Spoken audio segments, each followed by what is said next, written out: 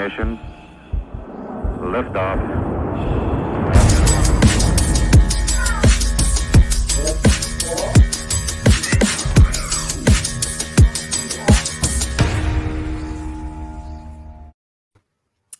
What's up, guys? We are back at Assiniboia Downs tonight for Monday Night Lights. I have the most awesome guest with me as usual. Sarah, how are you? You're looking beautiful. I'm excited you're here. Thank you so much. I'm excited to be here. Another rendition of Monday Night Lights, and I'm just hoping to do a little bit better than last week. It was my close to last place finish, but hopefully we can improve that this week. That's all right. That's a wash. We're on to the next one. This is a big Monday, and if you're going to win any contest, this is the better one from last one. We doubled the guarantee. Last week was $2,500. Now we have a $5,000 guarantee, same $25 entry, which if you're listening and you haven't entered, I think you have 7 minutes to get a stable in. If you are in a free ride, we love free rides. I get it. Far less competition and far more money to win in the 5,000 tonight. So if you can just take a swing in the 25 for an entire race card, go for it. Sarah will tell you to do the same. You've won more in paid contests than you have in free. Is that right? Absolutely, because like you said, you're playing against less people. And when you're playing against less people, you don't have to be right as much. So you might be playing against some more experienced players, but it's always worth your while. And I think first place is $1,000 tonight, right? Yep. First place is $1,000. So $25 entry, $1,000. Let me see. I've got the payouts here somewhere, but it goes all the way to the 35th spot. So if you're in the top 35, you're at least doubling your money, but you're winning hundreds or if not thousands in the top spot. Let me see here. I'll pull this up. So if you are looking for projected payouts in the app, Stable Duel app, go to the little menu up in the top left and then click on how payouts work.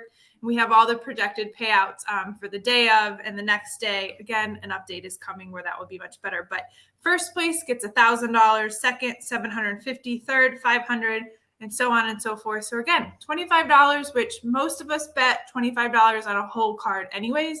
This is a nice $25 swing for the entire race card. You set it and you watch yourself move up and down the leaderboard, hopefully up, so that you're cashing. So Tim, Tim plays in the paid games and he likes that because he does very well. I think he won one yesterday. Is that right, Tim? I think you won one yesterday. But so far we've got comments from Jacob. He was first here. Thanks, Jacob. You're not a loser. I was first here, so I could be the loser if I was first here. And then what happens if you copied Sarah's picks exactly? I'll put that up there. Hopefully we win together. You can do that. I don't know if Sarah's have you posted your picks yet? I did, yeah.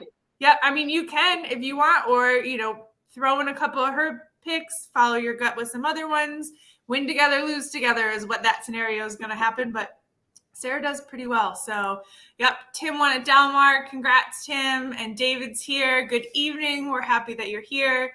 Check it if you're here. If you are on Twitter, because this is the first time I've aired this on Twitter versus YouTube, I can't see your comments here unless I go to Twitter, which that's when a race goes off and I have to call it. And that was a shit show last time. So let's not do that. So go to the YouTube channel if you want to comment and interact. It'll be really easy. Greg is building his stable, so he's on the BRB mode. I get it. I like it. But, yep, we've got 4 minutes. This is an exciting race. Night. We have 7 races as always. They are a mile or shorter. We do have a mile. We have a couple 2 turns tonight.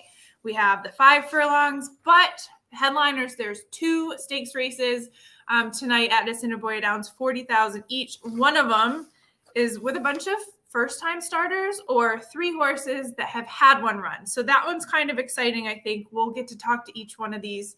And then, we got other people checking in. I'll get there in a minute. And then the second stakes race is the 47th running of the R.C. Anderson Memorial, $40,000 as well. This one is a mile over 2 turns. There is one horse that we're going to play her replay. She's a beast, and we love her. And I don't know if she can be beat. We're going to get Sarah's opinion on that as well. But I think she was very expensive in the app. I think $14,000. Was that right? Yeah, I think that was the biggest decision you had to make tonight in the game.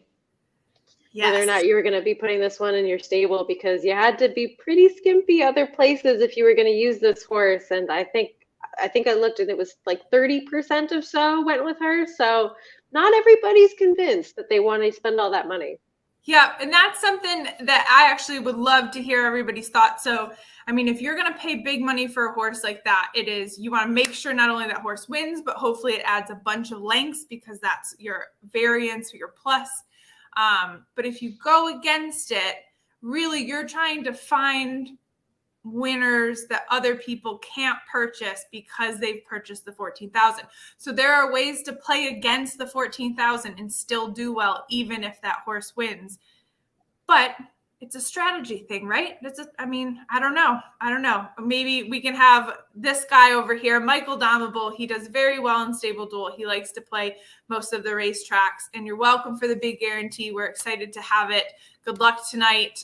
He's in there as Domable of his stable. You can follow him, but we'll see how he does. But Michael, if you're listening, let us know what you think about the $14,000 buy. For, against, strategies are fun.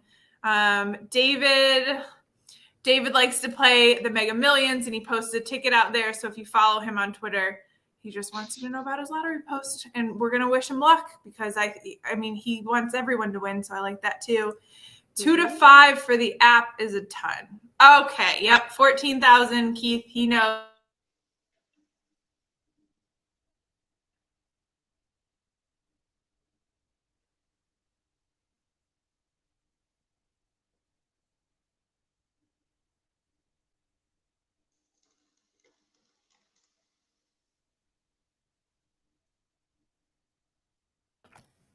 We're back. Are we back? Sarah, you back? Yes. Okay. All right. So stable is in. I don't know what's going on in the main internet tonight. But so, yep. So is it G? How would you say that? Go? Geo? Go. Fancy go. Greg, help us out here. Go, Geo. Go. Farms. Okay. Yep. He's in there in the app. We've got, she could win by a big margin. So, yep, we're going to talk about that one. And Michael answered us. So he's saying make 2 stables, one with and one without. So I love that. Okay. So we'll see. Let's see where we're at here. I got to bring up my trusty ADW so I can actually follow along here. Yeah, so we got to talk about guests too. So Matt DeSantis, who was on with us last week, did plan on coming on. His other half is not feeling very well, so he's not sure how much he's going to pop on and pop off. So it might just be the girls to kick this off, which hopefully we're entertaining enough. Okay, there we go. Now I feel stupid, but that's okay. Go equals go. Dennis Trusty checking in from the man cave. I like it. So it's 8:30, so stables potentially are locked. And it looks like they are 5 minutes to post on the actual racetrack. Let me see here. Got 4 minutes to get your stables in. 4 minutes to get your stables in. Make sure you have 10 horses. If there are scratches, you can't have more than 3 scratches or you get booted out of there. So get your stables set. And again, if you're on Twitter and you want to comment, head over to YouTube. I guess I could post the YouTube, but that's a lot, guys. Oh, see, this is so Sarah Jordan on Twitter said, I don't understand why players enter the free game but don't play in the cash game. $1,000 place for first place for just $25 is a great opportunity for a big score. So sure is. Other players, even players that are playing, are accepting your competition, guys. So get in there, have fun. But either way, we're so happy that you're playing. This is a fun track to play on Monday nights. It's quick, even though it goes late. 7 races. We love it a lot. Okay, just because we're getting close. What is your big feel in race 1? It's 6 furlongs, maiden claiming 5,000. We have a 6-horse field here. I don't think there were any scratches. The first scratch comes in the race second. I have the 1 circled here. Yeah. Okay. What'd you like about that one? Well, now we gotta go back. 4-1. So the notes from the free PPs from Assiniboia said it was off the rail and finished well on the outside. So I do like that the horse closed from 6th place by 6 lengths to third by 1.5. And that was, a little while ago. So, a little bit worrisome here. The 3 and the 4 were dropping in class. So I have those, but I don't know. What do you got? So there's actually 4 horses that came up on the horses to single report from HRN. I agree with 2 of them and I don't agree with 2 of them. Oh, I like this. But there is one in here. It's the 5 Call Me Captain, who was going to be the most expensive one in the game. But I feel like this one has just had so many chances that I don't really trust this horse completely. I actually thought of you when I looked at Call Me Captain, because you're like, I would rather take lightly raced in maidens than, and yes, this one has the most starts and just can't seem to get there. Right. And maybe this horse is just the best in this field and it finally happens today. But if they've had so many chances and they're going to be a short price, I like to look elsewhere. So I did use 2 horses in here in my stable. I went with the 2 Connor's Conquest as well, who actually comes out of the same race as Call Me Captain, just because this one's only making the 2nd start and did show some speed on the outside last time.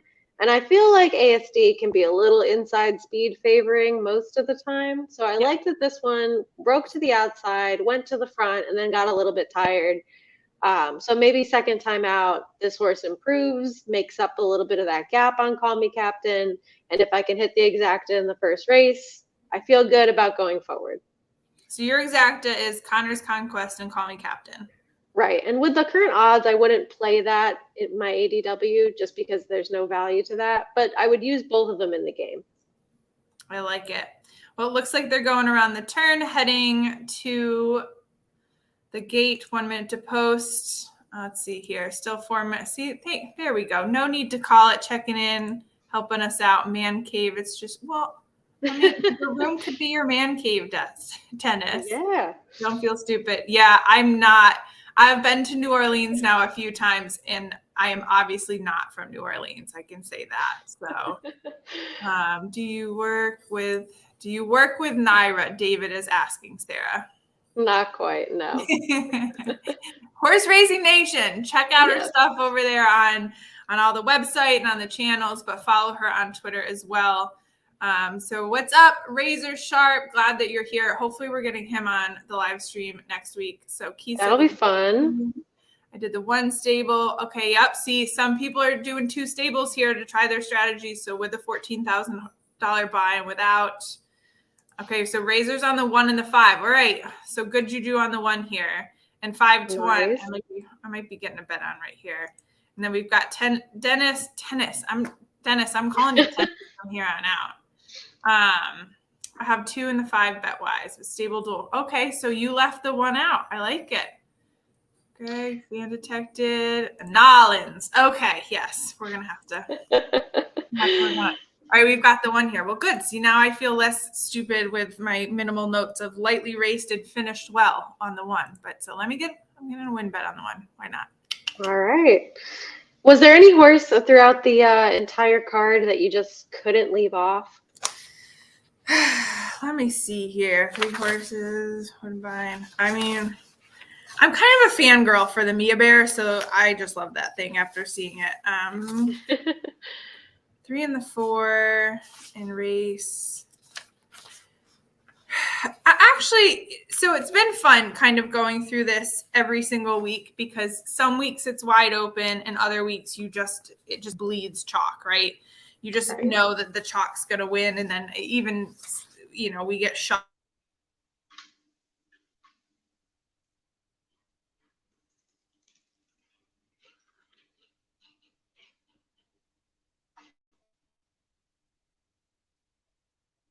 Just include that horse.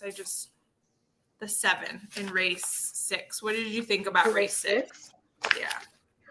Race 6, I really wanted to include the 7, but then I just felt like there might be a little bit more speed in there. And I feel like, was it by y'all? I feel like that horse just kind of wants to be alone on the front end. And I felt like the 1 was going to go as well. So not that closers generally do well here, but I went with the 8 Kick a Little Booty, which is a horse that we actually talked about last week. So I put that one in my stable to possibly come pick up a piece, and it only costs, I think, 500 in the game. So yep, super cheap. And so that one was interesting because I've got to see what other horse. The jock that's on Kick a Little Booty jumped off of someone else. It looks like to stay on that horse. So at 15-1, I actually had 7, 8, and then 4 was a question mark of where I want to include the 4. But I had 7, 8 as my picks in that race overall. So I can agree with you absolutely on the Kick a Little Booty. So the 8 horse there. But yeah, bye y'all. I mean, can you imagine like just running and being like, bye y'all. You know? Turning into the dad jokes before race 1 even goes on. I mean, I hear a lot of y'all and also a lot of dad jokes now here in Louisville. So put them together. All right, what do we got comment wise? Race 6 is wide open. Okay, so yeah, I actually think this is going to be a fun breakdown of races here tonight. You know, there's some short fields, but we got a 9 horse field in the 7th race. Goodness. Yeah. Good thing that we end the live stream before that, because I can't have convictions in that far. Yeah, I have no strong opinions in race 7. I think my strong opinions kind of die by race 5, so it'll be perfect timing. Funny, I think when people start with Stable Duel, it kind of works that way too, because you come out really strong with opinions and favorites, and then you get towards the end, you've run out of money. You're like, well, I don't really know. And then you try to go back and change. But then, I've seen people come out really strong and then die down. And usually if that happens for you and you're playing Stable Duel a lot, try to go the other way. Start later in the card if you want, or pick I think Matt always says he kind of picks his few favorites he loves first. So gets the money off the table and then puts in value. There's lots of different ways to play. So 9 horses. Yeah, I know the strong field. All right. What time do you stream from? Razor, I don't know what you're asking, bro. We're on until the 5th race tonight, right? Yeah, I think we're going to stop either before the 5th or right after the 5th. So I think if that's what you're asking. Public is on the 5-1 for the exacta, but 2 Connor's Conquest comes from much stronger barn. See, Jacob's on this too. He likes the 2. Yeah, I mean, I don't want to take 3 to 5 on a horse that's had this many chances. So this isn't a race that I would want to be betting outside of Stable Duel. Yep. Unless you didn't like the 5. This is bad that we're not having other guests on here, because that's going to force us to keep calling races. I'm just going to start this off. I'm going to start the bar off really low, guys. Well, hopefully we get another guest on by the time the next race is going. All right. Well, it looks like they're all in the gate here. Let me turn my sound off. So we've got the 6 horses in the race. I'm on the 1, Lenny Zeal. A couple other people are on the 1. So in Stable Duel, Sarah likes Connor's Conquest and exacta, not price-wise. Between the 2 and the 5, Call Me Captain here, who is the most raced out of all of these maidens in this maiden claimer 5,000. So 6 furlongs. They should be breaking. Everybody looks good. There we go. Oh, not really a clean break. The 3 cut off, but we've got 3 in the front right now, which is Jersey, Shadow. The 2's coming up on the inside, Connor's Conquest. 5 is sitting just off of them next to the 6 horse. Well, the 3 and the 2 are pulling away. That's Connor's Conquest and Jersey Shadow, probably about 4 or 5 lengths away from the 5 horse, which is Call Me Captain. We've got the 1 sitting behind that, nice and quiet, Lenny Zeal. And then 6 is kind of taking a stroll mid-track, followed by the 4. I'll Be Your Handyman. So still the same lineup here. We've got the 3 Jersey Shadow in front, followed by the 2 Connor's Conquest. But putting some space in between those, 5 is coming up strong on the outside. Call Me Captain is teaching them all what's up. But the 3 is trying to hold on. The 1 is also trying to close. They're pretty far off the rail here, but right now it is between Call Me Captain and Jersey Shadow. Call Me Captain is pulling away with ease. Jersey Shadow is tiring. Lenny Zeal is trying to close, but most likely will stay up for 3rd. So, we got 5 lengths, 6 lengths. Call Me Captain, easy winner. Broken to Maiden here. Lenny Zeal finished second over Jersey Shadow, which we did not talk about at all. Well, nicely done. I think I'm done. I think that's the last race call I'll ever do because I'm pretty proud of that. That was pretty Call good. Me Captain, though. Clear winner. My goodness. Yeah, but also we got to say he kind of got the perfect setup because being able to sit right off of two horses that were really setting the pace for Assiniboia Downs, that was a fast pace early on, and then also the 4 got totally taken out in the beginning at the break. So yes, yeah, definitely bumper cars in the beginning, and I did fail calling out the fraction. So first you're looking at 23 and 47, finished in 114.1. So yeah, I mean, what, 6 lengths? Yeah, about 6 lengths. 5-1-3-4. 5-1-3-4. 5-1-3-4. Probably your handyman. 6 was nowhere, and the 2 faded bad. Oof. So, yeah. Oof. Well, it happens. I know. I will say some of these are a little bit surprising because you'll look at the PPs, and I don't know if it's this race, but some of them it's like 11 lengths beaten by, and you're like, wait a minute, this is a 6 furlong race. How is there 11 lengths to even be beaten by? But it's true. They will absolutely lengthen out. So Jacob said, look at the speed figs. Yep. Call Me Captain. Yes, I know. And I like that because we debate speed figs in general. So he's a speed figs fan. Are you not? I am. I'm with you. But remember, okay, good. Come down our throats when they're like, who? You use this one or whatever. No, I like speed figs. Good. This is a figure friendly zone. Figure friendly. HRN HQ is not. So no, well, I can see that from Ed. Yeah, mostly because he's a Brisnet user. So he does use figures, just Brisnet speed figures or prime power plays or just no buyers. So yeah, I get it. In the home office, buyers are the way to go. So the difference, here's what I understand for the difference. And I don't know, you can either answer this or we need to pull Ed on here one night. Equibase is all computer generated. So it doesn't take into account like some of the things that a human would have to look at and see and associate. Buyers does have that human factor, which some people disagree with. And then I don't know what Brisnet speed figures are they. I have maybe looked at the Brisnet PPs less than 5 times. So they're very overwhelming for me. I'm not gonna lie. Yeah. Well, I did. So I went clocking with Bruno, which was an awesome. Yeah, how was that? So cool. So I'm going to write an article about it.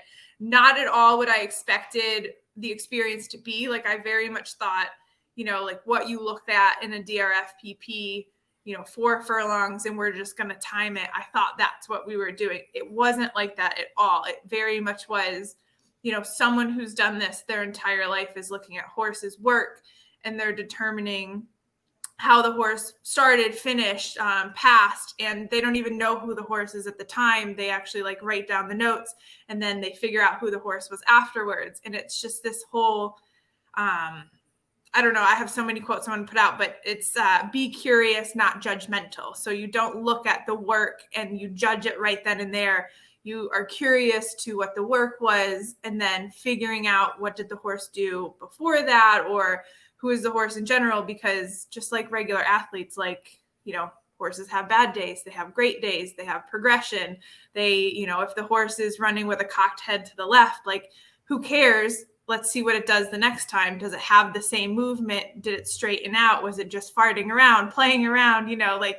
It was totally different than what I expected, which was awesome. So I don't know where I was going with that, but yeah. Yeah, well, I think that speaks to a lot of people want a number for the time of a workout or something like that, and how they rank, which is why the bullet workouts are so important to some people because they want to see that they were the fastest time for that distance. But if you're dealing with a situation where the horse is being asked to give their all and they're getting that time versus not being asked whatsoever, there's just so much that goes into it in terms of looking at the horse and assessing how they're doing it and then what they're being asked to do by the rider.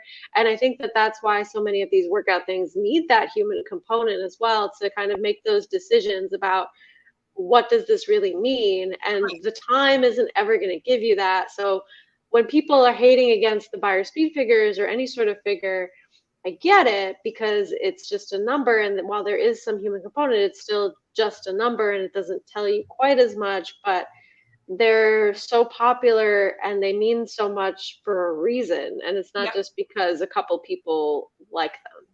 They've been around for long enough that they do have some value. Right. And even to the bullet work. So let's say, a 47 for furlongs, like I would, and I'll still look at that and I'll be excited. I don't think you should look at that and just write it off. But to that's what you're seeing and the entire public is seeing. So everybody is seeing the same number. But what some of these handicappers that do for a living and why they gamble for a living is they saw that horse like had more in the tank at 47 or finished stronger or passed, let's say. And I got to see Hot Rod Charlie work. Didn't know it was Hot Rod Charlie at the time. Same with Happy Jack. And Happy Jack passed another horse that was working lights out as well. And you don't get to see that, in the PP, but somebody who does this for a living. And, even if they tout it, like, I think that's why some people sit there and pay, kind of the more private services or whatever it is. They're taking notes on this and you're seeing it, public wise, but not public that it's the 595 PP that everyone is seeing where it's just 47. And that actually came from Marcus Hirsch, I think is his name on DRF. He tweeted out one day, which is why I did this whole thing.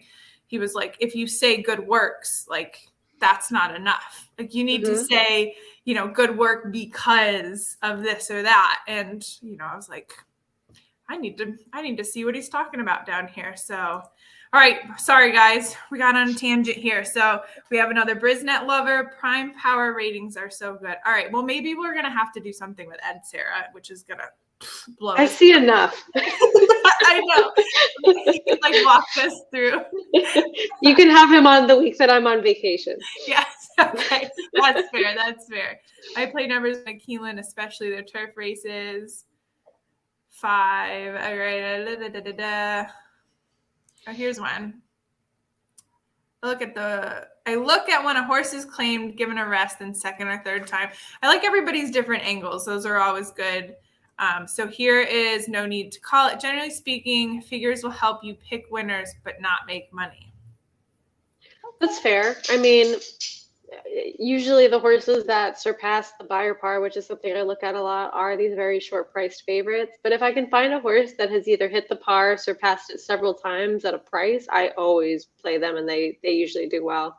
But most of the time, I think you want to look at the trend of where they're going more so than where they actually are. So you're kind of betting horses on what you think they can do. But that applies to all of what we do in a way. Yep. Tom said, to me, all handicapping is relative. We need to simplify it so the masses can play. Absolutely. There's a lot to unpack in that sentence for real. But yes, simplification is good. Do you ever think that it'll be simple enough that you could explain it to the masses that aren't that into it and actually help them make a profit? Because I think that so for me and newbies or whatever it is, I think step one is to have them have a good time. So having a rooting interest is great because, you don't cheer on a race like you do if you have even $2 on the number 5. It just doesn't happen. So you can pick a horse or even, I still with my friends at dinner, if there's racing on the television, I'll be like, all right, 10 horses, nobody look at the odds, everybody pick a number, or we play dollar bets where you throw $1 in the pot, everybody picks a number and whoever finishes best. Like step one is to get them to enjoy it, to play, have a good time. Step 2 is to start to learn. And then 3, I think, becomes data, because the data, if you just shove a PP in somebody's face, like, it's just too much. It really is. So I think there's the progression. Yeah, I agree. And I think that people that undervalue the importance of the fun part, nobody's going to stay. Yep. I agree. Again, like, and I know, and I think it's changed. I think it's changing. I don't know. Maybe people just unfollow me when I tell them I like being, appreciating $5 bettors. But the $5 bettors turn into $10 bettors, which can turn into $100 bettors, and so on and so forth. And there are some that just come out swinging. That's fine. But you can't convert people if they don't enjoy it in the first place. So yeah, I mean, sometimes I have a good time just when I post my own picks and I want to see how they do, and I don't, play the whole card myself, or I have one big bet that I'm going to make that day. I still check in, like, what information did I put out? Is it right? Am I doing, the people justice, but also, like, am I giving myself my own opinions enough credit to do well? Sometimes it's nice to just be right, even if you're not. It's always nice to be right. Right. Okay, so I love people saying, okay, so my best hit comes from making a note on a horse that closing in its previous race, but didn't quite get up there for the win place. See, that's what I did on Lenny Zeal, but got second there. I especially like it when they're cutting back in distance their next race. Yeah, I like that one. Bet on the one with the higher speed fig. And then, the smiley face. Okay, good. Fantasy football, stable duel. Okay, race 2. Let's get on to race 2 here. Razor's he used the 3 horse for some value. So this is the first of the stakes races, 40,000 guaranteed, the 33rd running of the debutante stakes. Fillies and 2-year-olds, little baby gals. So we have 6 horses, but we did have a scratch, so we are down to 5. We always like to talk about short fields because a lot of stable duel players double up here. I think one of the ASDLive hosts actually picked maybe 3 horses in this race, which is a strategy, but just understand, for 3 horses, the best you can get is first, second, and third. It's not like you can get 3 60-plus horses. So we got roll the dice on number 4, Lady Cop. I remember that horse. See, this has been fun, Sarah, because we remember these horses and talking about them. Exactly. So who do you like in the second race here? Well, the horses to single report went with the 4, Lady Cop, who is your heavy favorite right now. But this is the report's weakness, I feel, because I don't love to use it for 2-year-olds as much, just because so much can change from one start to another. And you also have a lot of first-time starters in here, too, even though it is a stakes race. So I went a little bit cheaper in here, just because I don't trust the 2-year-olds quite as much with that report. And I used the 5, Big Energy.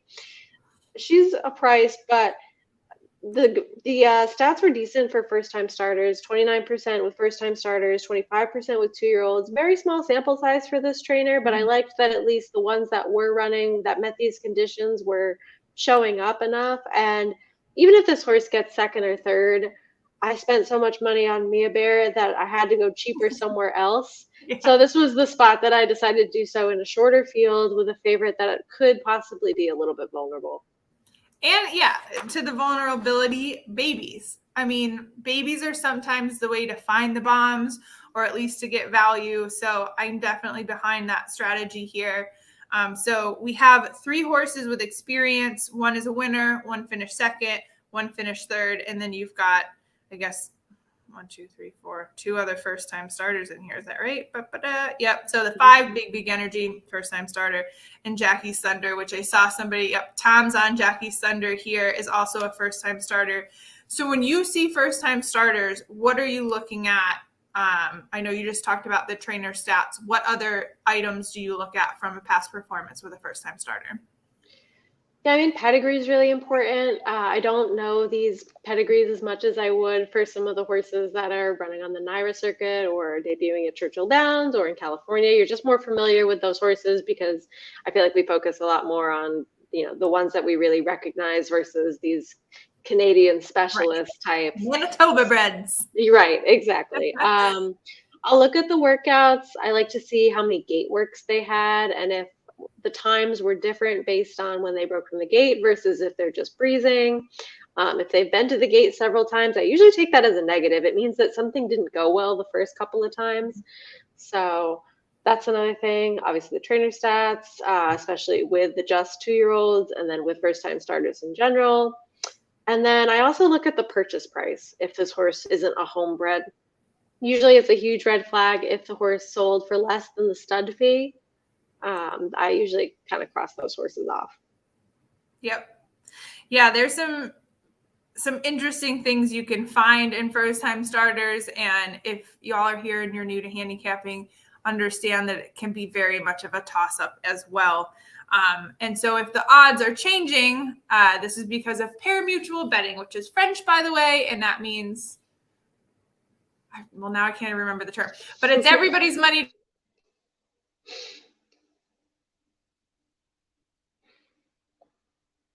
So the public thinks that that horse has a better chance of winning.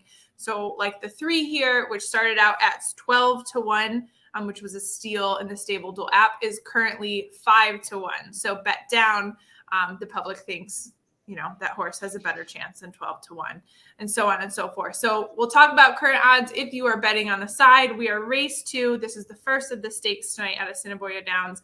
Jackie's Thunder, which you'll see a lot of love in the chat here. Thunderstruck, love AC/DC. So now that's going to be in my head. The 3-horse Razor is talking about is strictly a pedigree play. So the 3-horse that I just mentioned is from 12-1 down to 6-1, everything to gain. Russian Pearl is sitting at 5-2, but that is not the favorite. Currently, it is Lady Cop, which won last time out by 4 lengths. We had the live show when Lady Cop won 3-5, so pretty short there. And then Big Energy 6-1, another first-time starter. Trainer is the owner. I'm always interested sometime on those when the trainer's the owner. Sometimes it's a good thing, and that is also a bad thing. But we'll see how this one. So Todd says he plays pedigree and mud stats. So Dennis thought it was, or was it Dennis? Someone mentioned that it might rain halfway through the card. I think that was Thomas. No, Charles. I don't know. There he is. No, Charles. It was Charles. Had 5 in the last race and 5 in this one as well. Let's go. I like it. Yeah, Charles, we were talking earlier, and he thought it was going to rain. So there were some interesting horses. I think Mia Bear is the one. She had a muddy track last time out and freaking blew them out of the water. So we'll see how that goes. But let's welcome, we have another guest for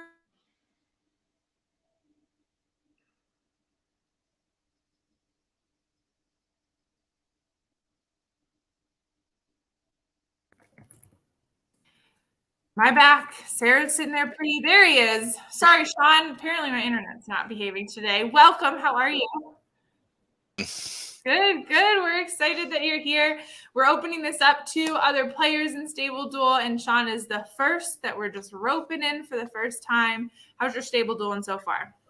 Oh, well, the first race was disastrous because it was, you got to pick 10 horses over 7 races. I thought the first race was a good race to go with 2 horses, and they ran into each other down the stretch and finished in 5th and 6th. So all right. Well, hopefully the lengths won't be too bad that they got beaten by. We should be updating pretty soon. So. And you got 6 other races to close the gap. Yeah. That's how, Sarah, you started out that way last time, didn't you? And it didn't really get much better from there, but sometimes it does. Right. Well, here we go. We got, let's see, 2 and 5 are the same trainers. You're on 20%. Oh, so 10 o'clock, Tom thinks rain is coming in. Just hope for no thunder. Yeah, amen to that. Bourbon Colony. First time he's here, she's here.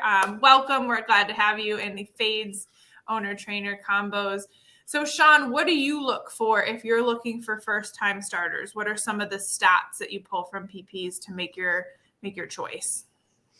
Yeah, really just look at workouts, look at breedings, try and see if some trainers, more have a tendency to be able to do well with getting horses out of the gate.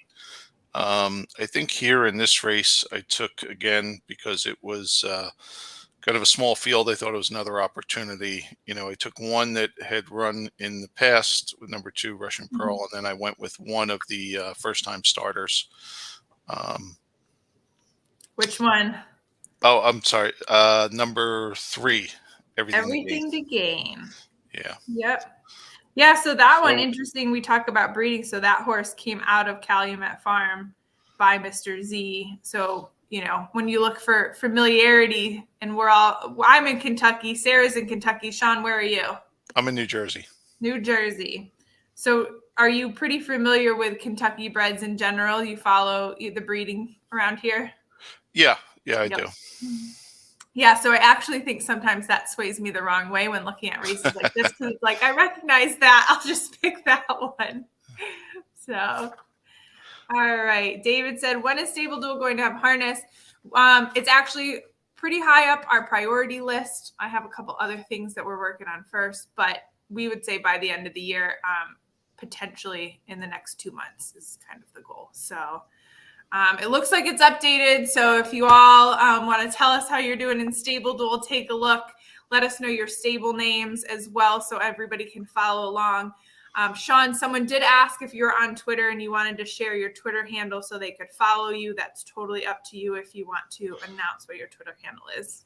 Yeah, I am. It's at the GR8, so Great White Heron, which is my last name, 16. So it's GR8 White Heron 16. I think I have it in there. Maybe it's the right, but I'm sure you can find them off of that. Right. So Charles says, what's up from Delaware? Oh, so people can say where they're at. I love that. We've got Pony Boy, 1483. I think Razor's in there as Razor Sharp picks. Razor is in Delaware too. Lots of Delaware people. I like it. Bourbon Collies on Russian Pearl. All right, so where are we at? We're 0 minutes to post for race 2. Again, this is the first of the stakes races. We have a few first-time starters, a few with a little bit of experience, so it'll be fun to see how this shakes up. Anybody making any bets in this one? Sean, are you making any bets outside of Stable Duel on race 2? What I did here is I just took the second, third, and fourth races and put a pick 3 because I had a couple. I guess I'm using some of my picks here early in Stable Duels, so put together a pick 3 here using the 2 and 3. 2 and the 3. Sarah, is there any ones that you've put down on your tickets for this one? I'm going to throw a little money to win on this 5 at 12-1. Why not? 13-1 I'm showing now. Get that money. Ooh. Big energy. Is that a Lizzo? I know there's a different one. Lizzo song. I doubt it, but that's great. All right, we got Columbus in the house. We have another Ohio running Chewies. Tom, yep, 3 representing the 330. Oh, okay. I thought that was your place at 330 in Stable Duel. I like it though. Key the 3 on top. Razor's very much on the 3 here. Everything to gain. I'm gonna like how this is gonna.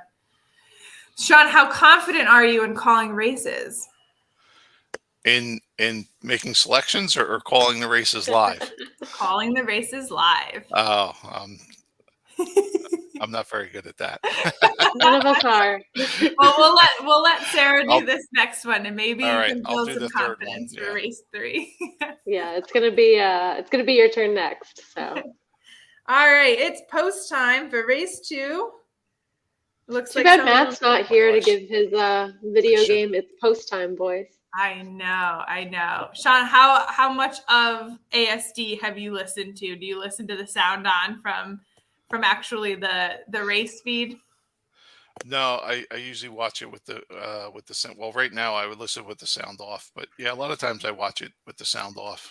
We always talk. So this is like the racetrack. It's like Mario Kart based. Like they have all the sounds of like Nintendo 64, and then the host has got is overzealous. It's a fun track to listen to. Very, very 80s-esque, I guess. All right, let's look at other bets. So David has an exacta box with the 4 and the 5. I like that. Let's see. The person in first place took 6 horses in race 1. How do we feel about that strategy? I think they maybe weren't trying very hard. I don't know. I don't even know who that is. Razor's Colin Clown. Okay. 10th in the money and the 32nd in the free game. See, this is why we pay money games. 10th in the money. I like it. Oh, they're off. Oh, go ahead, Sarah. There they go. All right, so Lady Cop is going right to the lead. Russian Pearl is riding the rail in second with Big Energy stalking those two from third on the outside. Then you have Everything to Gain and Jackie's Thunder trails the field. Lady Cop's doing it pretty easily up front so far. Russian Pearl being asked to go now a little bit from there. Big Energy is being asked and not really making up the ground yet. Positions unchanged so far. The quarter went in 23 seconds flat. Put some separation now, Lady Cop and Russian Pearl from the rest of the field. Russian Pearl's trying to make a move on the outside, making an effort to cut into this margin of Lady Cop. Lady Cop is still fighting on the inside. Russian Pearl not giving up on the outside. It's going to be one of these two. Lady Cop holding on. Russian Pearl might get him at the wire. No. Let's see at the wire. Oh, still inside. 4 hung on. I think it was the inside too. Yeah. I think so. Golly, the spacing between the horses on these short. That's 5 furlongs for you to like have that some separation. Yeah. Right. Yeah. That's crazy. All right, who do we got here? Go. That was a race for the ages. I had the 1, 4, 5. I think the 4 held on. Yeah, I do too. It was one of those that the 2 Russian Pearl, you see it coming around. It looks like it's going to get past, and then it's just one of those where it just wants to run up next to him and just be happy to be running right next to him. It just doesn't want to pass him. Just a nice little workout, what it does in the morning. Well, the cool thing is if you're looking for photo finishes at Assiniboia Downs, they always post them. They always post them in their player portal on the website. We post that all over Stable Duels channels and on the blog as well. But you can see all the photo finishes up there as well. Jacob said always a bridesmaid. Yep, so that horse is a bridesmaid. Yeah. Well, I mean, if you picked either of those horses in Stable Duel, that's the best possible way to get a second because it's like a margin of this. So sometimes that matters. Yep, you got it. Lady Cop wins over the 2 Russian Pearl, and then far away you've got your 5 Big Energy, and then your 3 Everything. Razor, what happened? Where you at with your 3? So much to do. Had the 2 in paid stable, close one. Yeah, I'll take the 5 finishing third for a cheap horse to use. I mean, at least did something. One in race 3. Okay, so let's move on to race 3 because this one we're going to play the replay that I'm very excited about playing. Mia Bear is your $14,000 horse in the Stable Duel app.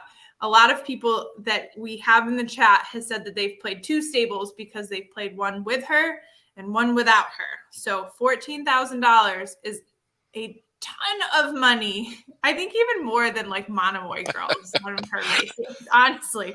So obviously there's some conviction with this horse. She won last time out on a muddy track. That was July 4th. That was actually the first time that we did the live stream. I think we did a live stream. I don't know. But anyways, first time. No, I think we did the live stream. Won by 13 lengths. And actually the time before that, she also won by 13. So maybe 13 is her lucky number.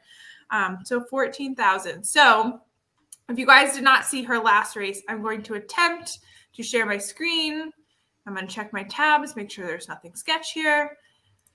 And we're going to show the replay. All right, so hang on here. So let's go. Share screen. Chrome tab right here. Share it. How we doing? We see that? Yep. Yes. And I'm attempting to go full screen. What number was it in this race? So this is the 2 horse. So this is her race on July 4th, race 3. This was a muddy track. It actually doesn't look that muddy right here. 6 furlongs, and she won by 13 lengths. So it looks like post position was 5 in that race. I appreciate that. I probably the field is set. They're at the post. Watch this replay. And they're off in the 15th running of the Hazelwright Sire Stakes. So there she is on the outside of the green. Misgiving pointed out to grab the early lead with banking on Betty to her outside. Settled back in behind Dot with Mia Bear going 4 wide, and the trailer, the firster, the Naked Truth, only 5 lengths off the lead. The opening quarter, 23-2.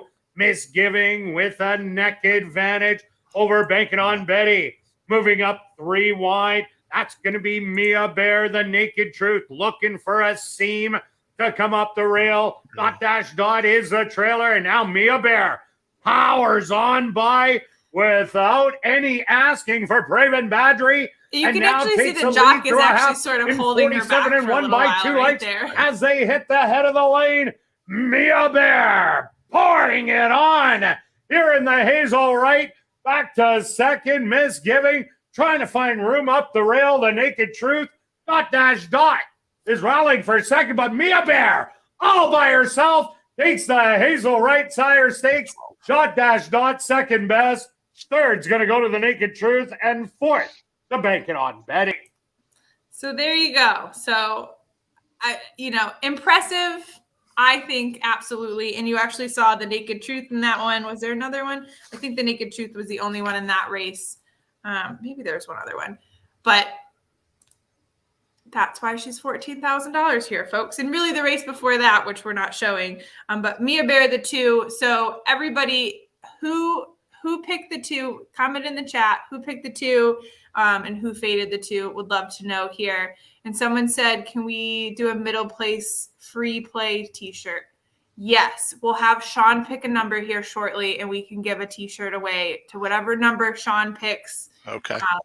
So we'll find that going wide and winning at the track is very rare and impressive. I mean, Mia Bear, I hope we're not disappointed by her, honestly. Like, it's kind of going to break my Monday night heart here if she doesn't do very well. Sean, With her, What I went away from her in this race. Okay, tell me 'cause why. I'm a value shopper, and I don't like paying $14,000 for anything.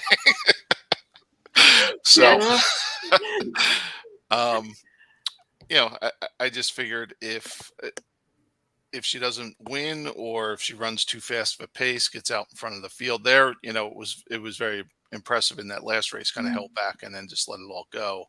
But if she gets out on the lead and kind of burns herself out. So even here, I'm going with number 3, Sassy Storm, in its second time out, for $1,000, and just hoping even it runs second or third, and just picking up those points for now. But I just thought 14,000, even if you pick up 64 or 65 points, that's going to spend a lot of your money. So, Sarah, what do you think? So I did use her, but I also did use another horse in here because I think with her, the question is, does she really want to go a mile? And if you're going to take that much of a short price on this horse, I mean, clearly she seems like she lays over this field, but she's never gone beyond the 6 furlongs, which isn't an option as much at this track. Right. So I just kind of wonder, if she can't get the distance, we're all spending a ton of money for nothing. So I went to the horse who has at least finished second at this distance before, and that's the 5 Going Commandy. This was last year in September, but she was 21-1 in that race, and she showed up and finished second in there. So I wonder if there's too much speed early on, if this one can come pick up a small piece, and it was a cheap horse to include in my stable. That's a really, really good point. So 8 furlongs is the number that is a mile. So 7 furlongs is shorter than a mile. And if you look, you're looking at 6 furlongs here, except for the one horse that Sarah brought up. On the 6 has run 7.5, which you could debate that's pretty close to a mile. But that horse is coming from Woodbine and on turf. And prior to that, it was on all weather. So there's a lot of question marks there, I think, with the 6 horse in here. And, it'll be interesting to see if she can get the mile, so an extra 2 furlongs. It seems like, she had enough in her tank last time out, but when you're running against different horses that maybe can pace themselves a little bit differently, it'll be interesting. So Charles took the 1 in this one, dot, which Bourbon Colony mentioned. That horse also did run against Mirabia in the last one. In the house, let's share some winners. We like it. I think you had some winners on our first one. And Bourbon Colonies also couldn't handle the cost. So he's with Sean down here. So went with a 1. but doesn't feel good about it. That's fair. ... So yeah, we're going 2 turns here in the 47th running of the RC Anderson Memorial. This is your second stakes race on the card. $40,000 fillies, 3-year-olds. Mia Bear was the replay that we just showed. If you are looking to see that replay, because maybe you're tuning in too late, go to Assiniboia YouTube, and you can actually see their ASDLive show. They actually air all of the races there as well. So you can see all the races there, all the replays, all the time, all there.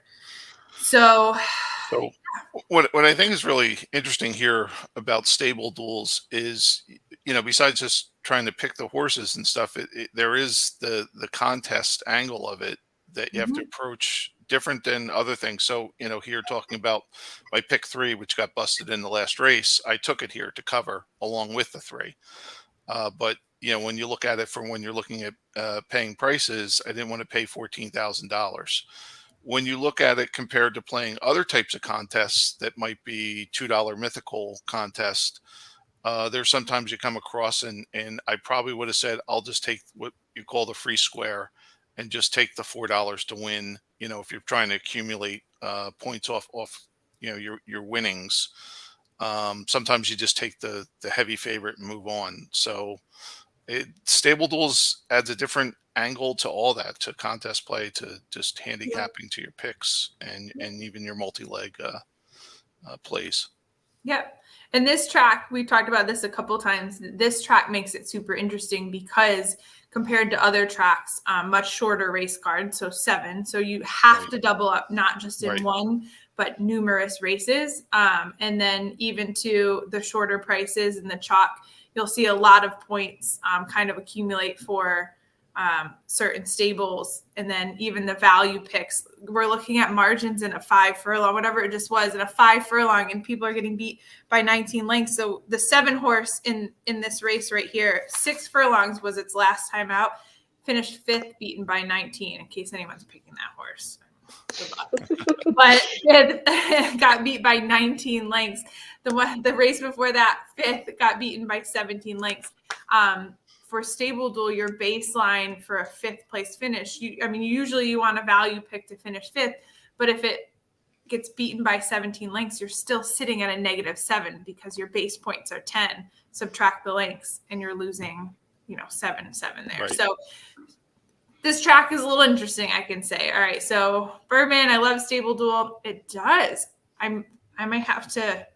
I'm gonna hold on. We're gonna screen this one.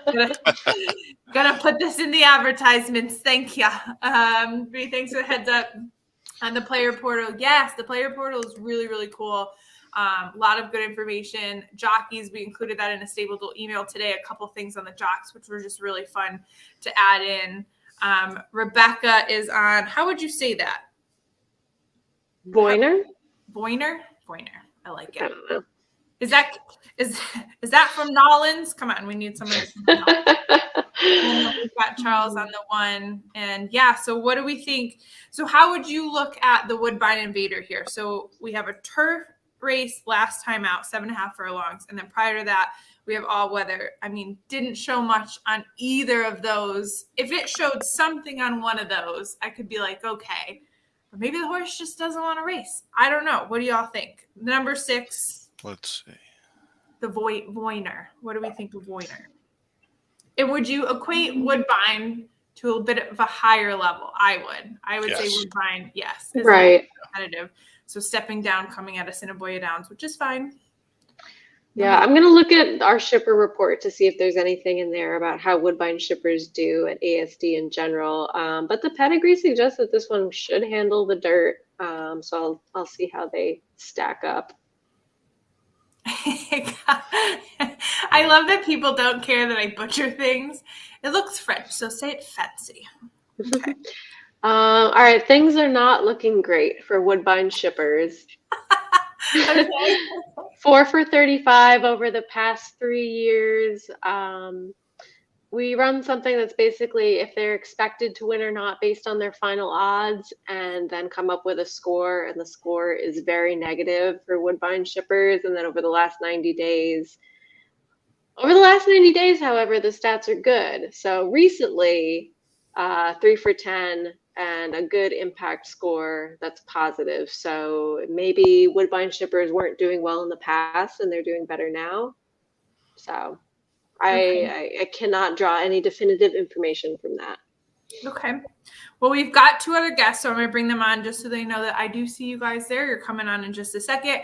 But Greg brings up a good point, and this is making me eat my own words. Be curious, not judgmental when it comes to handicapping. And so to the 7-horse Misgiving, where I just talked about how many lengths it was beaten by in its last 2 starts. So let me put this up for Greg. Where'd you go? Where'd you go? Where'd you go? Its only race on a good surface it won. So both of those races that she was beaten by 19 and 17 lengths were on muddy tracks, a better surface. She actually won. So just something to note. Thank you, Greg. Be curious, not judgmental, people. Something to know. Okay, let's bring Eddie on here. What's up, Eddie? How are you? Thanks for coming on.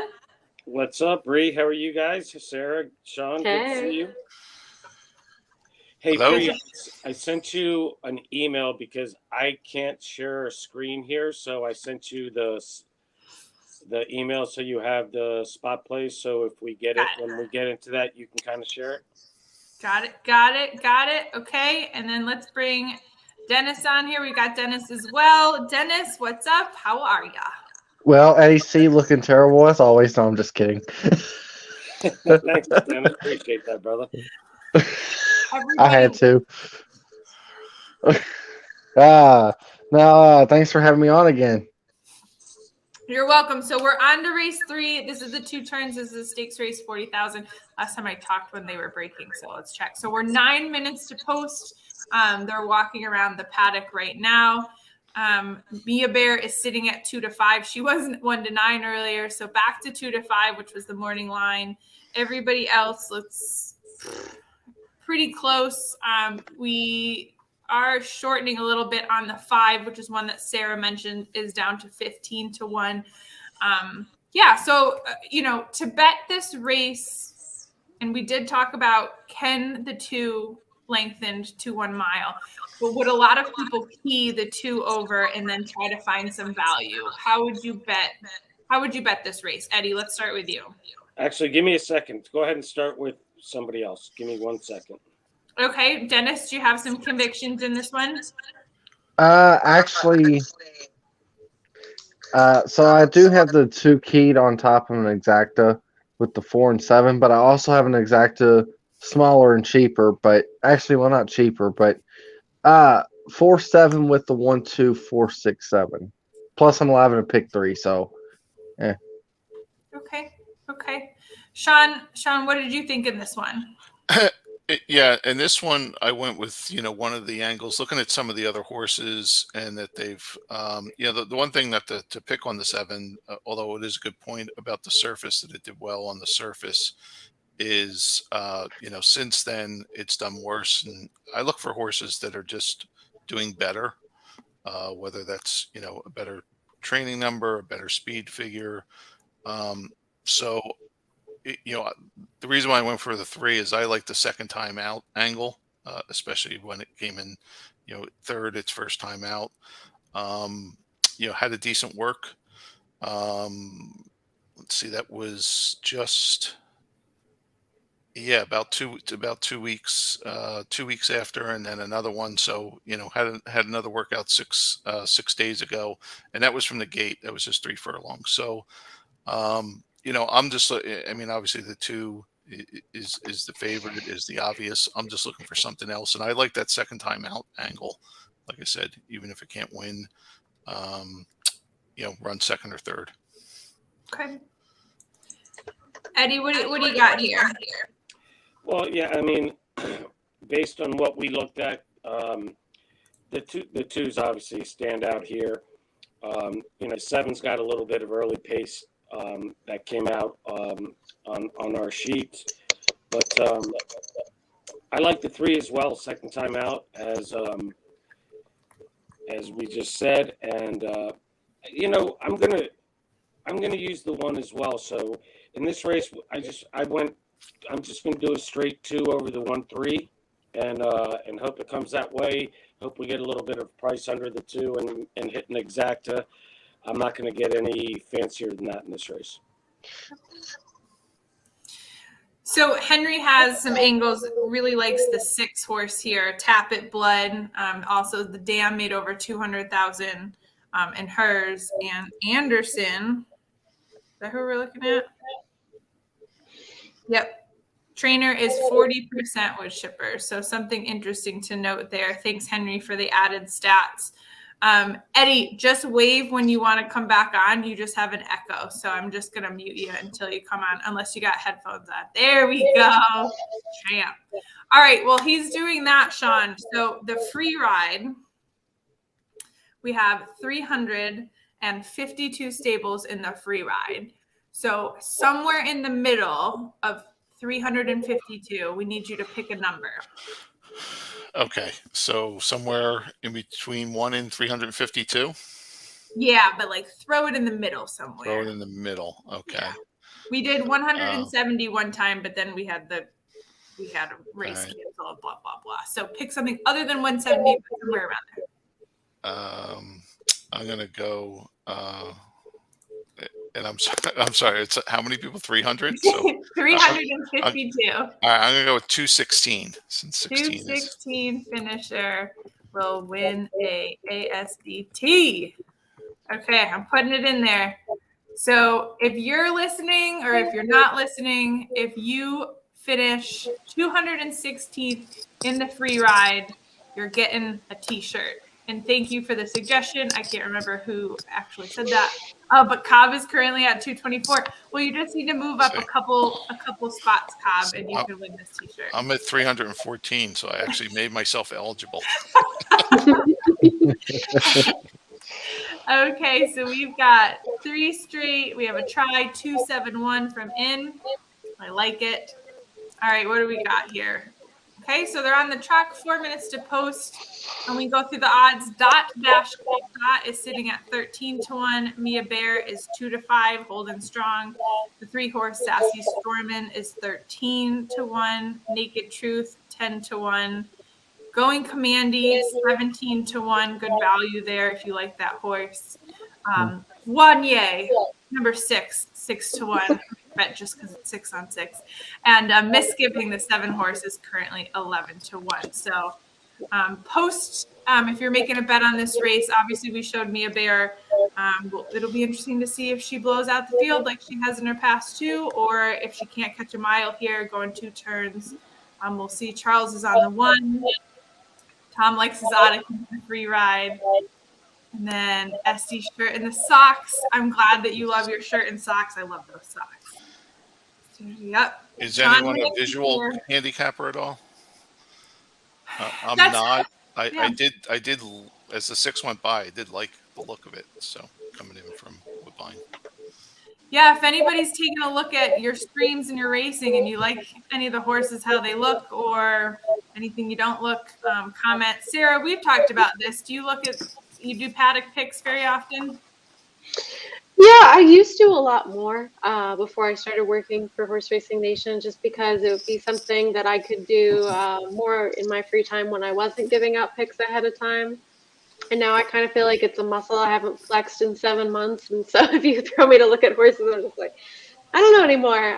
It's all like I'm so biased by the data that I'm looking at that I already go in with an opinion instead of just being curious and not judgmental, to quote from your statement earlier. Yeah. Yeah. Be curious, not judgmental.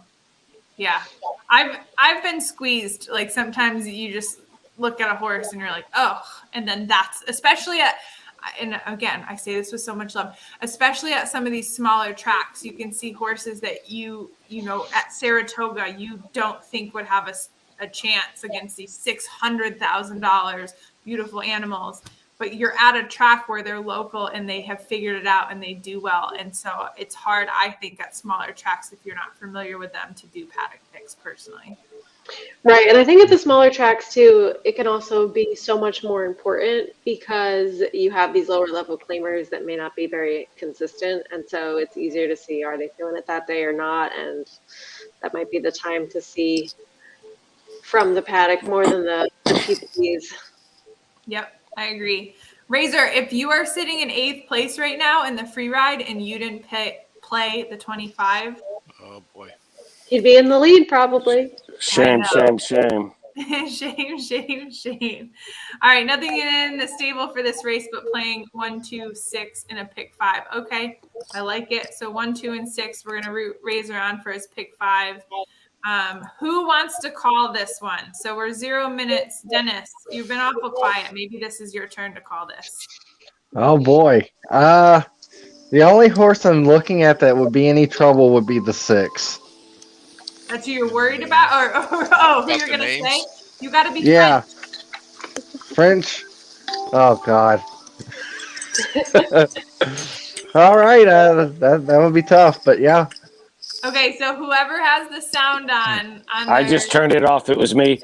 And just remember, I'm on the cabin delay here. So as much as I'd love to call a race, I can't. Okay. All right, you get the jail out of free card then. Charles, we're gonna get Eddie to call a race. It just might not be while he's in Saratoga. Well, all right, Dennis, you're gonna call this one. So I mean, you got time. Right. It says 0 minutes. Yeah. But far from the gate. Yep. One of the ladies on the Saratoga stream said she liked horses that walked long strides. Use the angle on a race later that day. I think he's talking about Maggie. Yeah, I was gonna say Yeah. Maggie's like spot on with her paddock. Yeah, Exactly. I know what horse he's talking about. It was American Rock Cat. Oh, really? That's nice. I love to hear her insight. I actually am amazed. I know that analysts get like a lot of flack, but I think it's just because they're out in the public so much.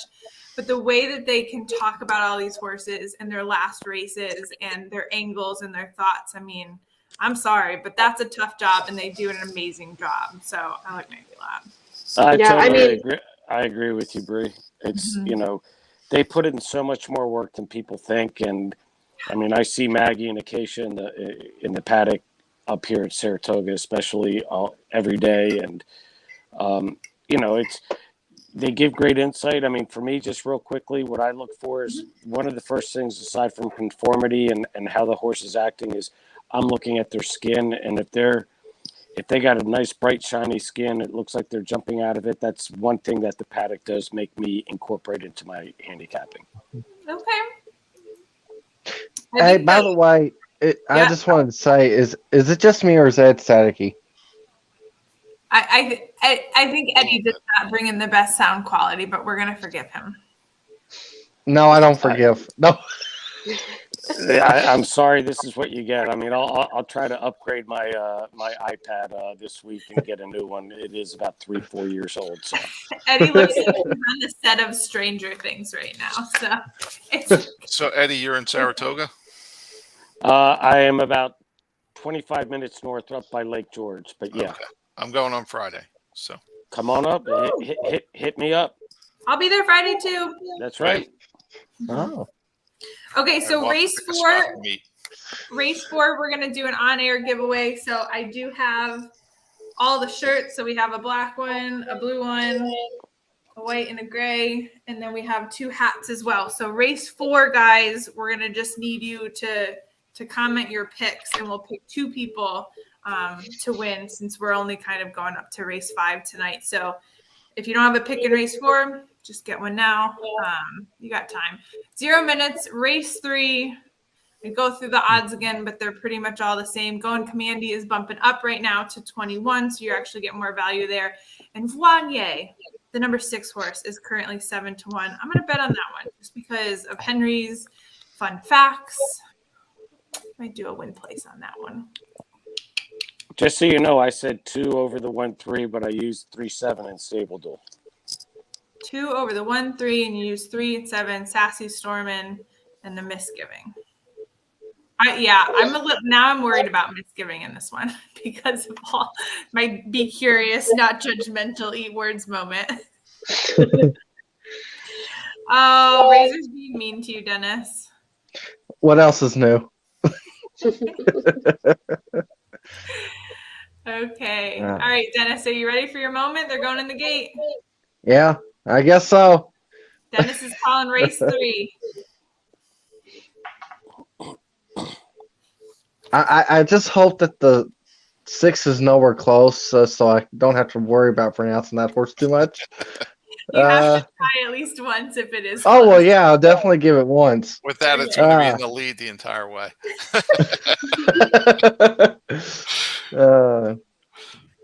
All right, their jackpot pick All 5 is right. up to 410 grand.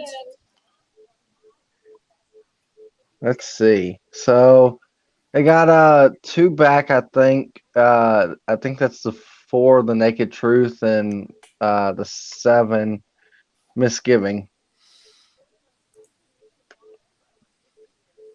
This is a $40,000 stakes race here at Assiniboia, so they're really going all out tonight for us here on Stable Duel.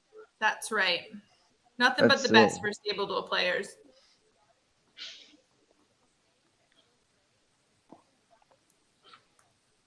Oh, the 7 Misgiving just broke through the front of the gate, but the handler still has it, and good job by the gate crew. They're like, just close that back up, restart. Yeah.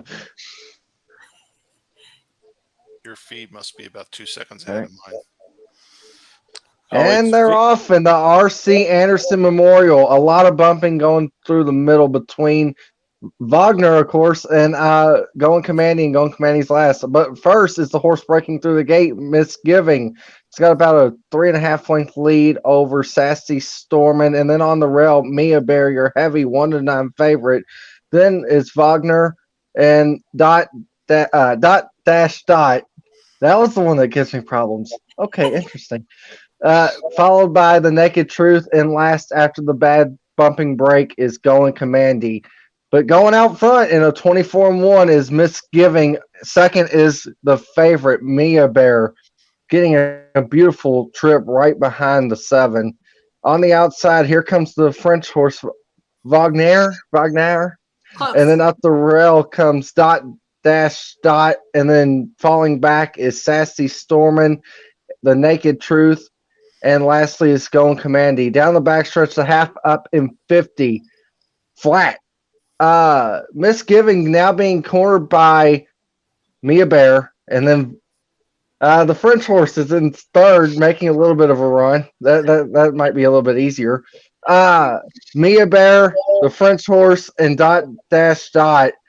And also still there is Misgiving trying to battle back, and down the stretch they come. It looks like it's going to be a battle here.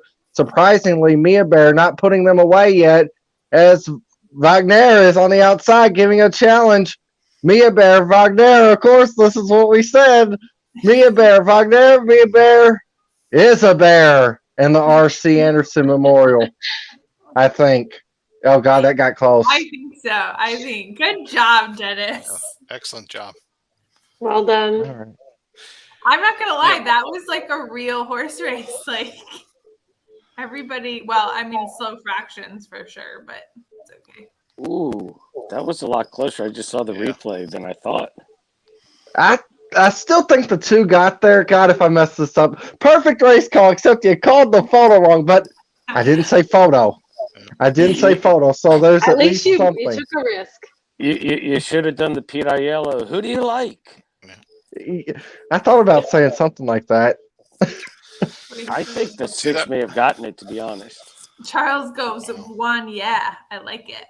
Let's The see. 2. Todd's calling the 2. This is, Razor's hoping it's the 6. You got props on your call, Dennis. Good job. 2 6 Oh. 1. What Todd's thinking. Let's see, they're showing the replay. Oh my gosh, I called it wrong. I don't know. Did the 6 win? I think so. I think the 2 so. hung on. Oh, they're I showing think it was the now. 2. I think I'll just do this. Showing Just the to, 2. I'll just close the camera for embarrassment. Oh, got us. Perfect call, except you called the wrong horse. Well, so anybody that picked Mia Bear for 14,000, are you disappointed with your winning margin here? Is your question? Yes. Okay. Well, here's the thing, and I know this is a point of controversy in the game. On the iPhone version, I can see 6. who else picked a horse. Ooh, 6. Oh, 6 got it. The 6 won, Wow. Yeah. winning money. So, Not that Henry, you get all the props for that one, bro. so since I'm the old and stupid guy, Is there a live feed that I can get? Because I'm literally on like a 10-second delay here. Yes, the live feed is called Monday Night Lights. It's this group of people calling the race for you. You're welcome. No, so I can call a race one day. This is what I'm talking about. We'll get you. I don't know. What's your ADW that you? I use TVG. I mean, excuse me. I use Jesus. Naira? You use Jesus? Oh, I wish if We I all use do in our Jesus, bets. I may know the winners before you do. yeah. So I have found I use TVG on my computer. On my computer, TVG is much faster than it is if you're actually streaming it like on a Roku. That's even slower. So it might be depending where you're watching it, but I don't know. I'm It's just kind of watching it. I'm watching Naira on my phone. That's all. on your phone. I mean, you might be. You might need to try TVG, or maybe it's your internet. But I would say it's the stream. What were you using, Dennis? Because I was about. I'm using Twin Spires, just the regular. Okay, I was about about a second to 2 seconds behind you, so I can try and do the call for 4. Other people might be. I mean, we're all quiet, so you can call. Yeah, you can call the next one. Yeah. So this is going back to some of the points. So trainer Carl Anderson is 50% win rate for stakes races at ASD. Someone also, I think Henry was the one that commented 40% of shippers, bringing shippers over. Yep. So we've got dot pick, decent value pick, absolutely $3,000 in stable duel. I agree. More props for your call, Dennis. 32 to Do 1. we think Jesus was a good handicapper?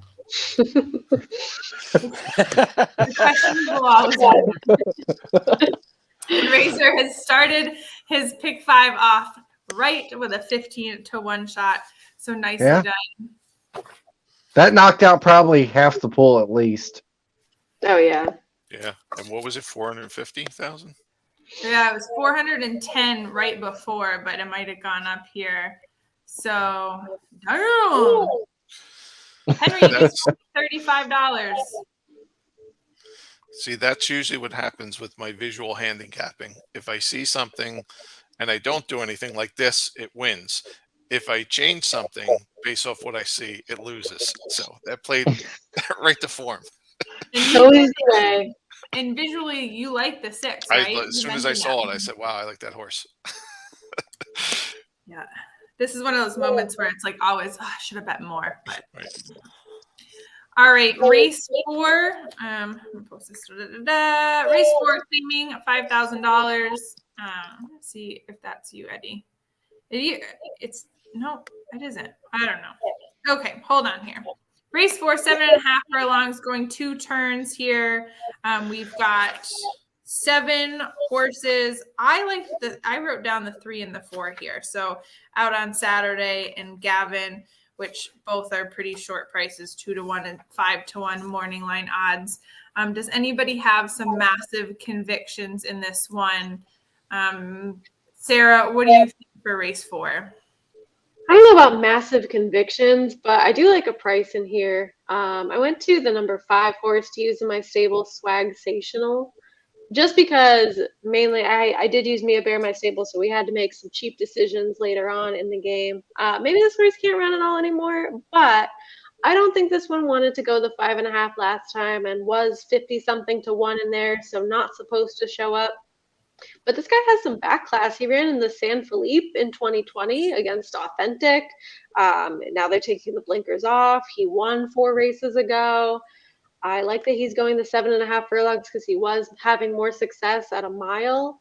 So I just went for a bomb because I had to make some tough decisions after Mia Bear. Mm-hmm. Dennis, you're over there typing away. Who do we like in race 4? Well, race 4, I'm on a price. I'm on the 2. I actually just thought that this race was not great. I mean, let me pull up my past performances here real quick just to give a reason on why I like this 20 to 1 shot. So last time out was not great, but before that, And last year at Assiniboia Downs, the horse was doing really well. So The two. I'm just going off last year's form, but it might not work because this is a little bit tougher. Eddie, who do you like in race 4? Well, I mean, I think the 3 is going to be really tough, and based on what we looked at, even though the 1 might end up being the favorite, based on the algorithms and what we have, the 7's got the top total pace number. The 3 comes in second in that pace number, and I like Dennis's horse, the 2, in that regard. But actually, I think the 1 got scratched, so I apologize for that. But I landed on the 7. I'm just trying to get a little bit of a better price, and I'm going to play the 7 with the 2 and 3 here. I like the 7's potential speed. He doesn't need the front, and his total pace numbers are a little bit higher than both the 2 and the 3. I'm going to try to – I'm sharing this one so I can get it up here. Let's go. Yeah, if you shared it, it'd be easier. You see it? Yeah, so if you look over to the left first, the pace visual, you'll see that the 7 and 3 and 2 are there, but the 3's got the bigger bubble, which means that may have the better pace number. And if you look left to right, when you look left to right, we're looking vertically. We're not looking horizontally. So the early pace, if you look in the middle, there's the 2 with the 3 and 7 right behind it. The late pace, the 2 does continue going. That's why I like what as a nice price. Mm-hmm. But overall, it's just a hunch feeling. I like the 7 over them, and hopefully it comes in that way. And Eddie, what tool is this? It's an algorithm that Chris came up with, and he and Chris being horse. What's his Twitter handle? Horse Capper X, is it? Yep. He came up with it, and he and I have been tweaking it, adding additional information.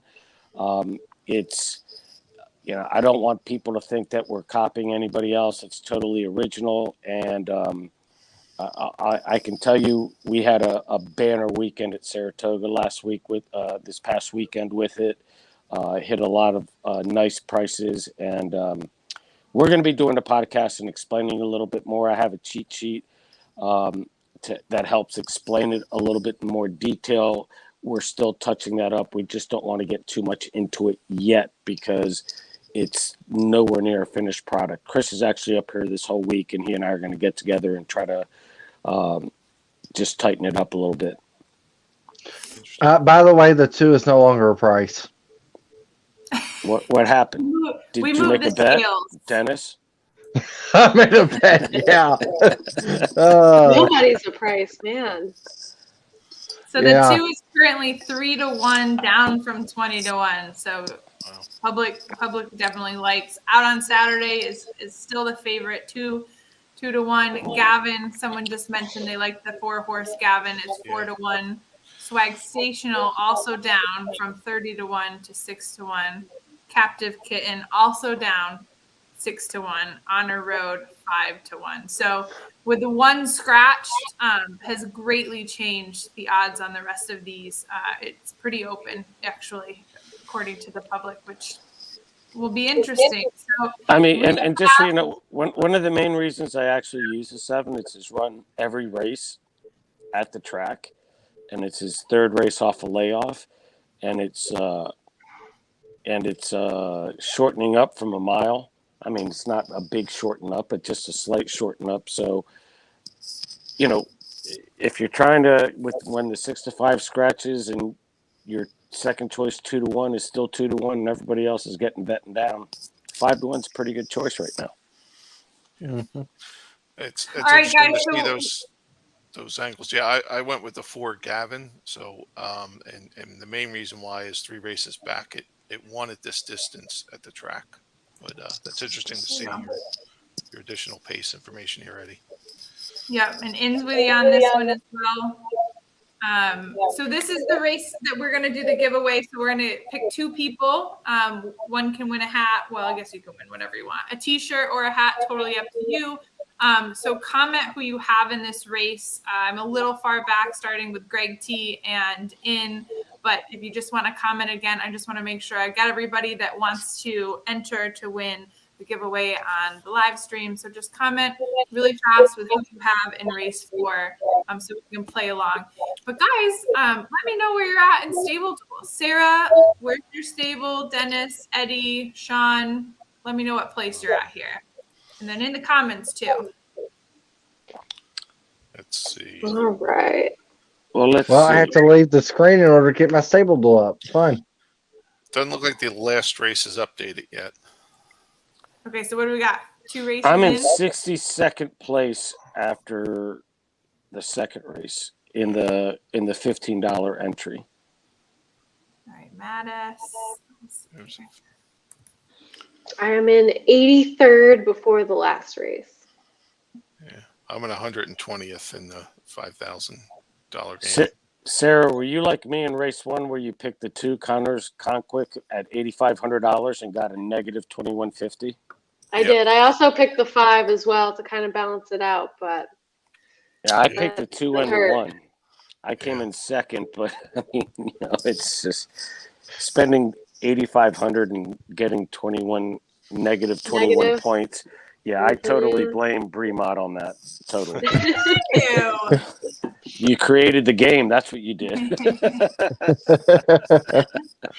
I open the door. I don't shove you through it. Well, I mean, I shove you through it, but I don't pick what you do afterwards. So Okay. what's the number in the free roll? Because you said 120 something. Because I'm like at 144th right now in the free roll. Oh, in the free roll, I'm also near last place there, 314th. Eddie, before you join, the only worse than that Connor horse in the first race is it collided with the 6 horse, which was the 2 horses I had. So I came in 5th and 6th. So I had about double 20 lengths behind. So Yeah. that's why I'm behind you. Got a lot I think ground to go. So what's the number for the hat? I put it in the chat. Somebody remind me what the number. I should have wrote that down. I put it in the chat. It was 160 something. That's in the free roll, right? Yeah, to win. If you finish 100 and I gotta go all the way back up here. Sean was there. Did someone comment? Help me out. On the number I picked, or the Yeah, what was the number you picked? I picked Oh, number 216. 216. Let me All right. So who's So where are we all at again? I'm at 144 in the free roll, 62nd in the $15 play. Okay. Is there a $15 play? I think so. Is there a $25 play? Whatever. 25. Yeah. It's Okay. like Yeah. that. I knew there was a 5. Yeah. I'm in 100. I'm in 120th in the $25 and 314th in the free roll. Oh. Okay, so if you're looking to play tickets on the side, Razor's got a live pick 5, but this is where it also starts. The pick 4 pool starts race 4, so in 11 minutes, and it's a guarantee of $50,000. So $50,000, and it'll probably rise. It usually does. So you can start your pick 4 here. Razor, do you want to share your pick 5 in completion in case people want to ride along with you? Up to you. Don't have to. But again, I've got 1, 2, 3, 4, 5, 6, 7, 8, 9, 10, 11. I think 11 or 12 people entered just in this live stream giveaway. So if you haven't commented who your pick is in race 4, I'm going to give you up until 3 minutes to post. We'll do 0 minutes to post for race 4, and then I'll run the wheel of names and we'll pick 2 winners to win a hat or a t-shirt, whatever you want, in addition to 216 in the free ride. So do I get 2 names of my own in the wheel? No. No. Dennis, the best thing about Dennis is it always looks like Dennis tries to enter multiple times because he comments like horses while I try to do giveaways. And I have to like get his name out of there. What did I have to just send Dennis a hat just to appease him. So Yes. Hey, I look. Oh wait. Bree, you've already given me a hat and a shirt, and I apologize for not wearing one of them today, but I've got a pile of laundry. I went with Nike how- today, so I'm not even I branded. could have worn the shirt. Well, look, I do have a Saratoga. You can't see it. Saratoga shirt and a Lake George hat on, so I'm representing locally here. So if anybody wants to tail Razor's pick 5, he's being generous enough to share. So you could do a pick 4 here starting if you would like. If you're a mush, stay away. We want everyone to win. So good luck in the pick 5. And Well, thanks, God, Razor. that'd be a lot to play on a pick 4. It's $1 minimum, right? I don't know. I haven't looked. Yeah, it is. It is, yeah. Oh, straight pinkies in it. Got the 7 here. Straight pinky. I like that. I feel better that he used my 5 horse as one of his 3 options in here. Gives me a little confidence. Bourbon Colony's got the 2. Good. I don't think I had you in this. I'll put you in this. So now you're going to make me look at the 5 horse. Did I miss something on the 5 horse? Back class, I guess. Cats does not want a hat or a shirt. Okay, I won't include you, but if you want to share your pick, you can still share your pick. Which is no suit for you. Nicely done there. Thank you. All right, so race 4, 7.5 furlongs. We're going 2 turns here. Google It is out, which has drastically changed the live odds here, but hasn't changed anything in Stable Duel unless you had that horse and it was a late scratch. I can't remember if it was. You can go back in and replace your scratch with a horse within your bankroll in a future race. Otherwise, you're going to get 0, which sometimes can work in your favor, depending if you have a bad pick. So things to note. So we have the 2 bad news, which we did talk about, the 3 out on Saturday. For Gavin, Sean likes that one. Also who's in the chat likes that one as well. Swagsational, the 5 horse, Captive Kitten, the 6, and Honor Road is the outside 7 horse here. So it'll be interesting to see how this shakes up. Again, we've got a giveaway going on the live stream. If you have a pick in race 4 and you would like to be entered in the giveaway, Henry, I don't think I have you in there, so I'll add you. So just comment who you have picked in race 4, and we're probably going to go through race 5, and then we're going to let you all close out Assiniboia Downs on your own. But we're always on Twitter. You can see everyone's handle there. We posted Sean's handle earlier. If you want it again, scan up or I'll post it.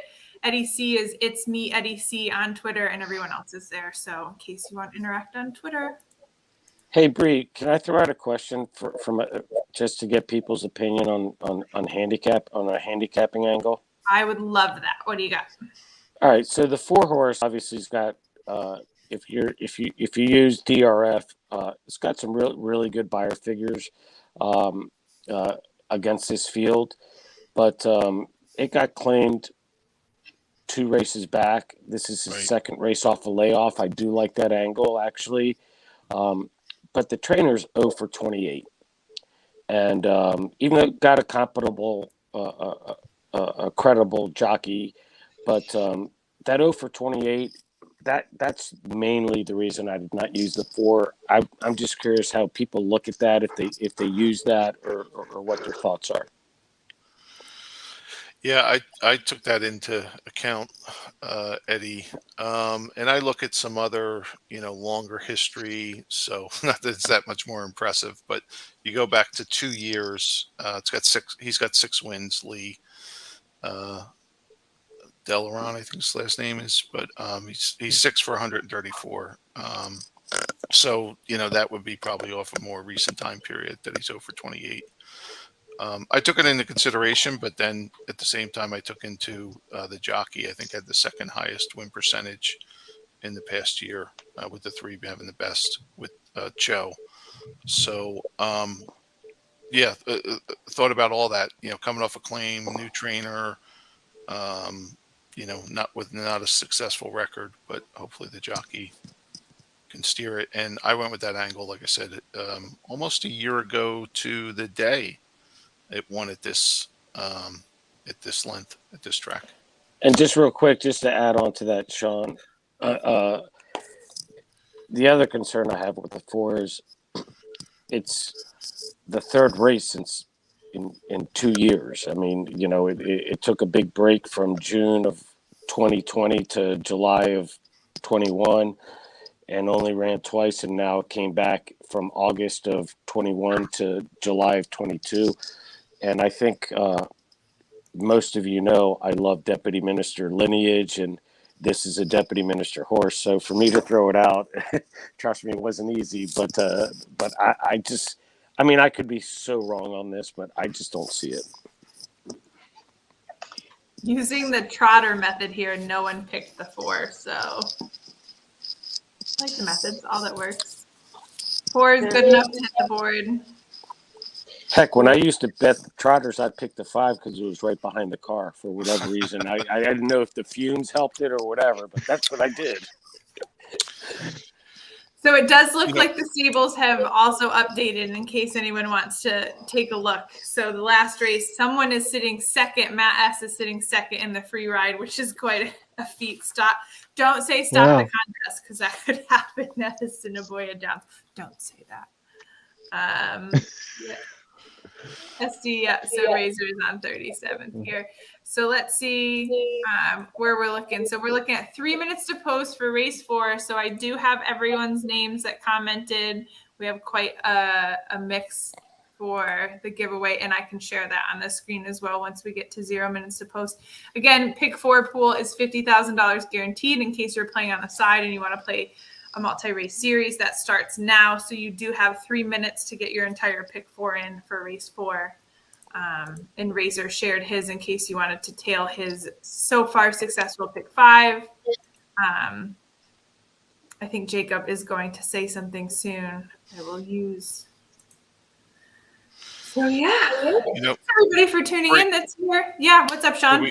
Could we just talk about another strategy for stable duels? Let's do it. You mentioned about scratches, and it's not something that you can really do in this card. Like you said, it's 7 races and 10 horses. But if you're playing on a Saturday in a bigger card, one of the ways that you can do is looking at scratches, because you made the point that you get 0 points, but that might not be a bad thing.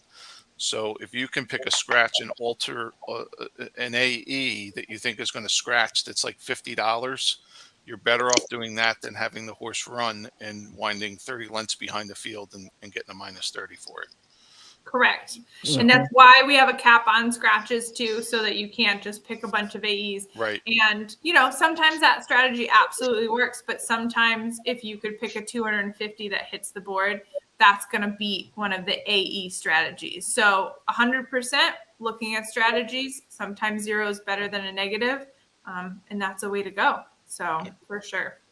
And usually the AE is something to note because this is what gets early. So when those early scratches come, you have to make sure that you don't have more than 3 scratches in your stable before first post, because if you do, your stable is wiped. So some people will pick a bunch of AEs because they think that they can replace them. You can't have more than 3 scratches. So just something to note based off of AEs, you'll get kicked out. You'll get refunded, but you'll get kicked out. Yeah. So Can I give a totally obscure angle for stable duel? yes, as long as we just look at time. Hold on 1 second. So we have 1 minute to post for race 4.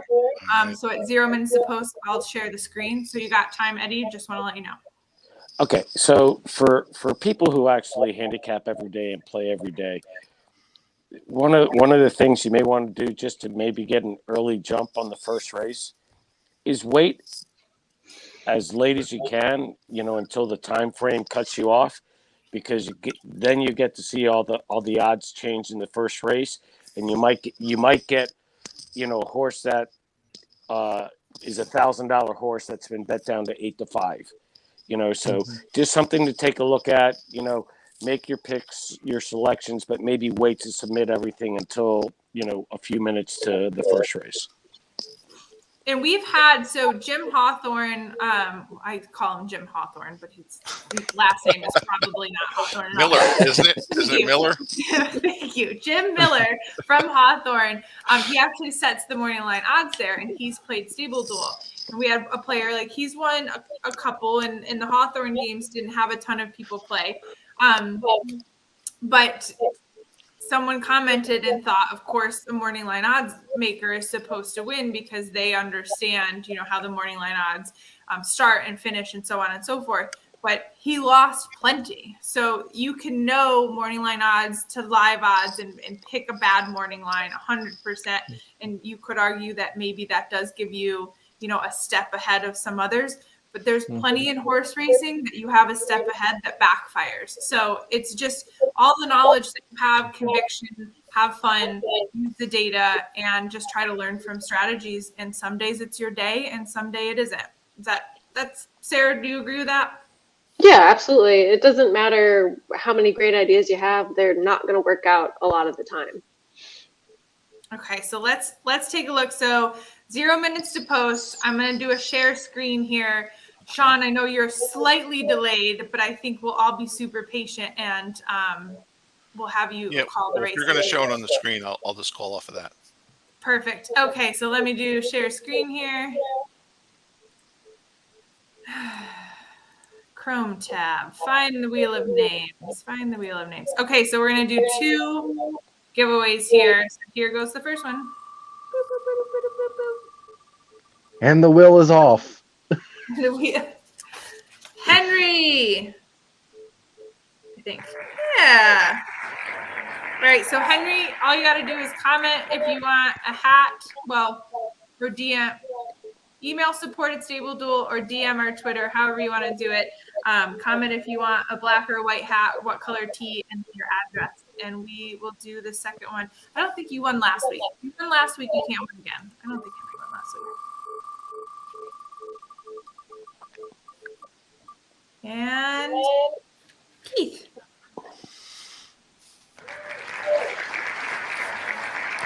All right. I put both of those in the chat too, so it's up there. Stop screen share. Wow, they're hammering the 3, 4-5 now. Yeah. And the 4's bet down to 5-2. Yeah, that 7 does have good value right now. I love the 7 at 5-1. Again, it's obviously you're never right all the time. I just don't see the 4. I'm not trying to beat down anybody that picked it, but So Tail Vacati stood at Darby Dan, is that right? I believe so. Okay, so I just needed to make sure. So I was friends with the stallion keepers, the stallion grooms over there. So Tail Vacati has a neurologic thing about him. And so after he was done doing the deed, his body would just get real tired. And so he would just lay down. So they always imagined, like, after he was done breeding, that he was like there smoking a cigarette. Like a typical male, in other words, like a typical male. They're done and they roll over, right? But these are like the cool stories of all the horses. Like that was him, and that's what his stallion groom was prepared for. Every time he would lay down until he wanted to get up, and he was happy to get up, shake it off, go out to pasture, eat grass, and come back and do it again. So, fun story. So what you're saying is horses don't cuddle. Horses don't. Email Right. or DM, Twitter. Okay, where are we at? They're in the gate. All They're in right. the gate. Okay, so Sean's gonna call this. Nobody spoil it in case you're ahead on the feed. I won't even watch. I'll listen to you, Sean. Oh, they're at the wire. Oh my God. Oh. You would. All right, they're at the gate. Everyone looks locked in. And they're racing. It's like the 7 on a road got out to a pretty good jump, along with the 3, the favorite, out on Saturday. But it looks like on a road, number 7 is going to grab up and get that lead. And second is out on Saturday. And then number 5, Bree's favorite, Swag Sational, is in third. Rounding out the field, it looks like it's the 2 and the 6 is in last place. Coming up on the first quarter, the Honor Road jumped out to a 24 and change and has the lead by about 6 lengths over the favorite out on Saturday by about 6 or 7, Following up there is Swagsational. And then we have Gavin, and it looks like the 6 Captive Kitten starting to make a move. And trailing the field is the 2 Bad News. Took the half at about 48, so 24 and then 48. And it looks like the 3 is starting to make its move here, trying to catch up to Honor Road. Out on Saturday, it's coming around the far turn, trying to advance further. A little bit further movement from Captive Kitten, and then followed by Gavin in 4th place. Swagsational is dropped to last, and followed by Bad News. Coming down the stretch, it looks like the favorite has taken over out on Saturday. Looks like minor placings are going to be 7 Honor Road coming in behind it. Swagsational is following that in 3rd, and it looks like the 3 is going to win by about 6 lengths.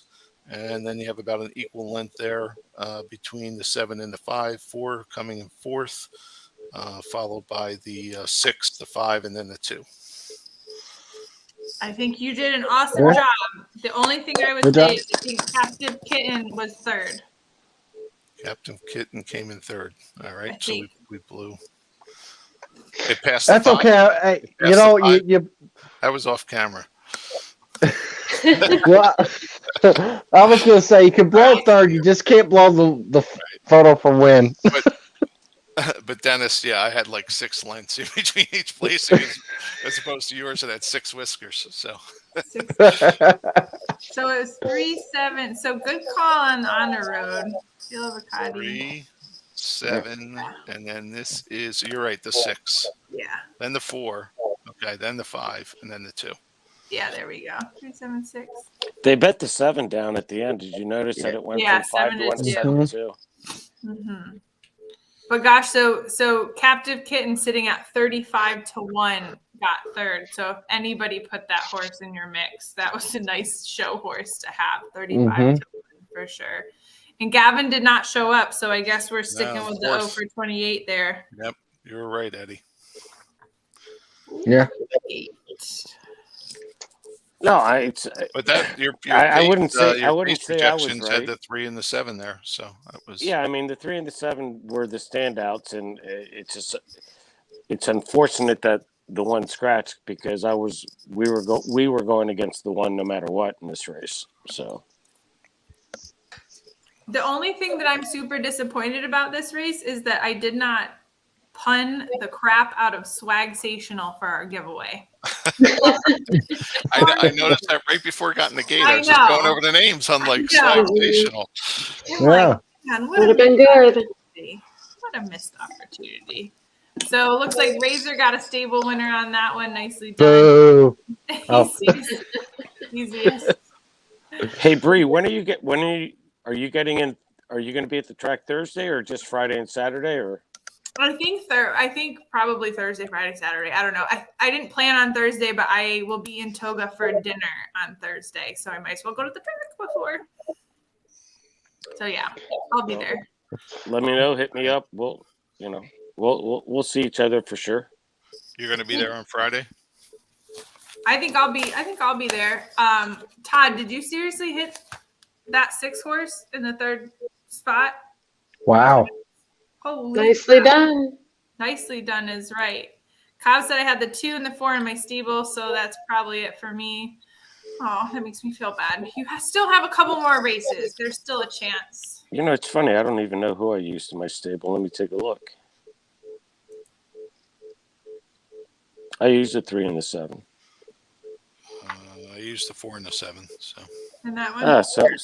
So maybe I move up a little bit, but I dropped down the last race. Well, we might as well move on to race 5. So we'll do a little bit of chatting on this one. Let's see. So race 5 is in how many minutes here? 10:15. What do y'all want to do? Do you want to stay for race 5 and cut out afterwards, or do we want to do our selections and let people watch race 5 on their own? It's up to you. I got nothing. I'm sitting here at the cabin. You know, I'm like a hermit right now. So I guess we can go. Let's go through race 5 and then we can. Okay. Bree, Was pull top up if you don't mind, when you come to me, just pull up that chart again so we can go over that, because I think Okay, it's perfect. Everybody who's listening, we're going to talk about race 5 real fast. And then we're going to send everyone on their happy Monday Night Lights way. Good luck in the contest. I'll do all this again one more time. So 6 furlongs, race 5. This is a claiming 5,000. Fillies and mares.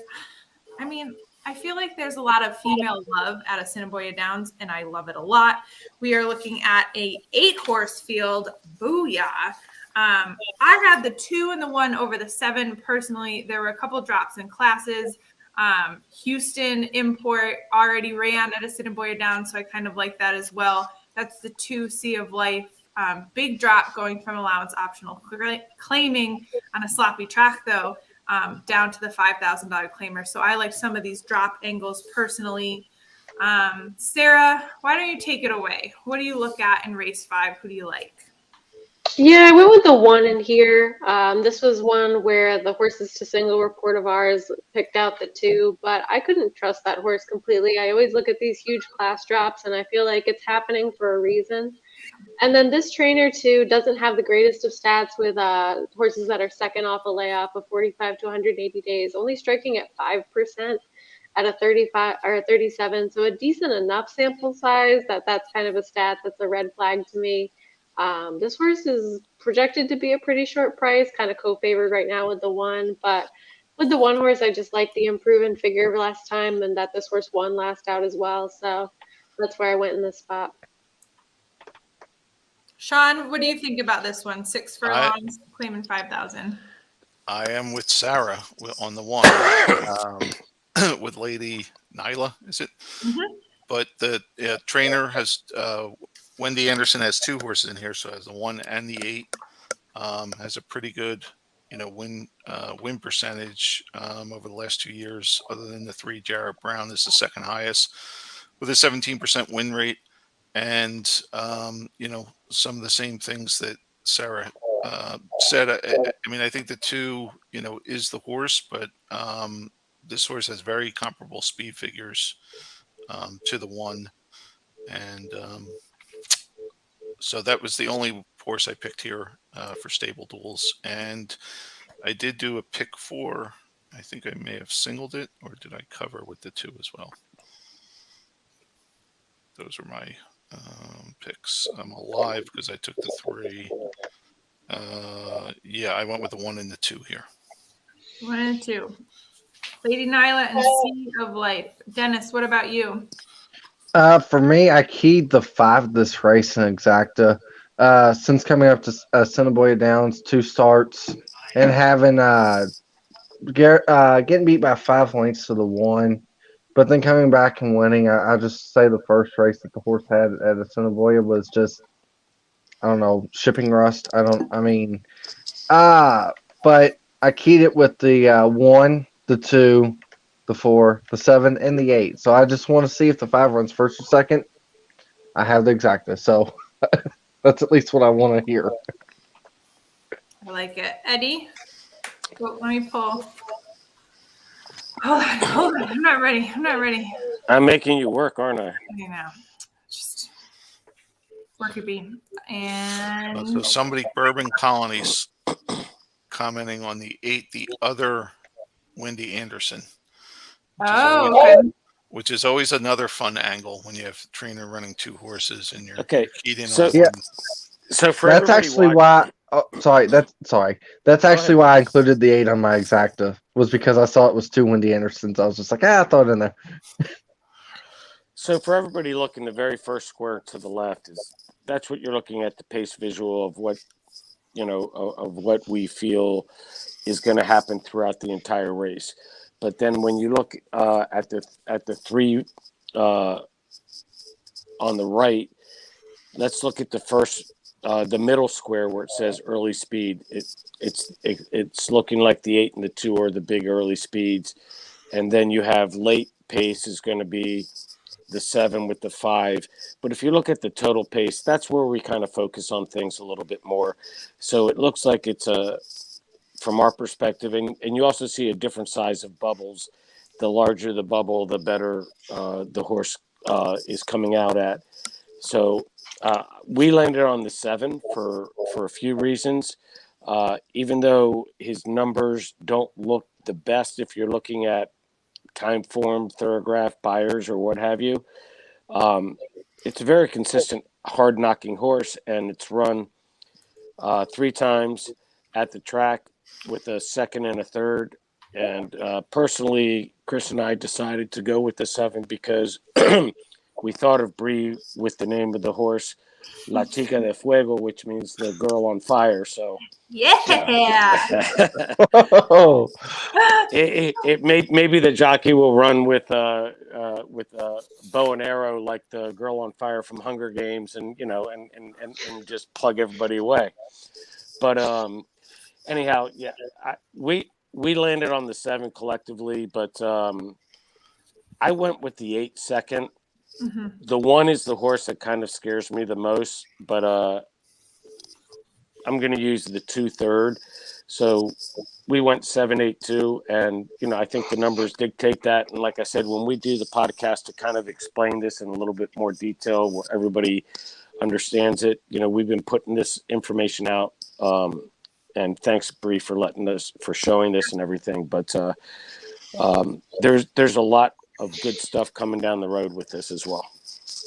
Yeah, so the pace, I'm not, and I've talked to you a little bit and Chris a little bit. Pace projections for me, I'm not there yet. Like I think even as newbies, Equibase has something, and I feel like you look at a pace projection and you're like, oh, well then that one should win.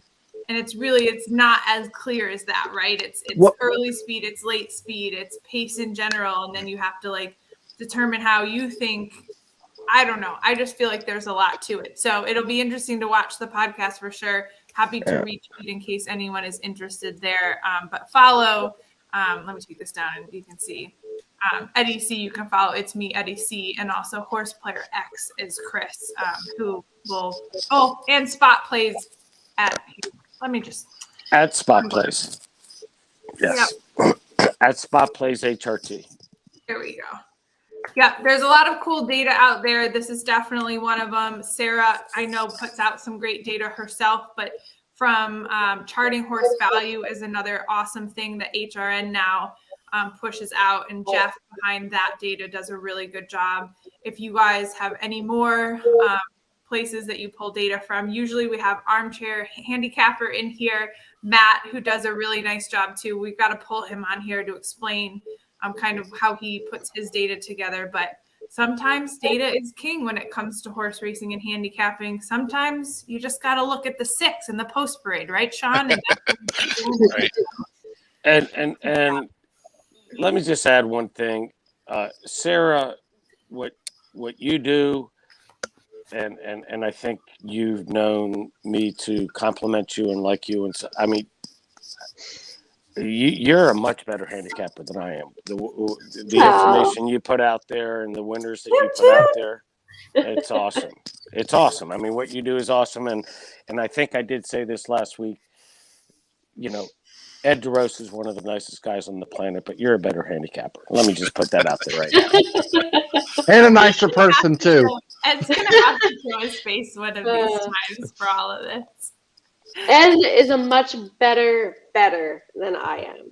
But see, that's an interesting thing because I consider myself a really good handicapper, but I need to know how to stake, how to bet better, and that's really the key to all of this, and that's another great podcast to have down the road. Ed DeRose is an excellent ticket structure. He is, yeah, and he is a value guy. He will not waste money. He can narrow his picks down. And and one of the things that we always see on Twitter is you see people that hit a big pick 4, pick 5 ticket, but a lot of the times that ticket's like $580. Right. And number one, if you've got that bankroll, hey, congratulations, you can do that. But that's not really handicapping. If you're going all with, that's not handicapping. Handicapping is structuring a ticket that on a pick 5 that comes out to $96, and you you have a reason why you're picking those horses and excluding the other horses. That's what handicapping is. Ticket structure is everything, though, when you're doing it.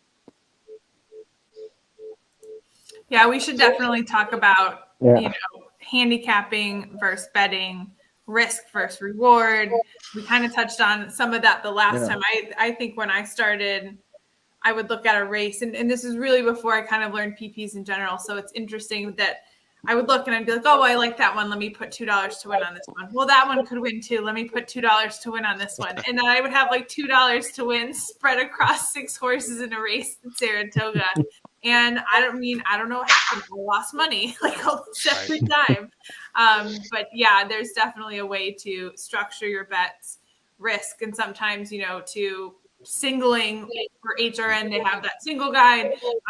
It's better to single, even though you want to spread, because even if you pick the favorite, if everyone picks the favorite, the payout could be this big, versus if you hit on these 3 horses, it's better.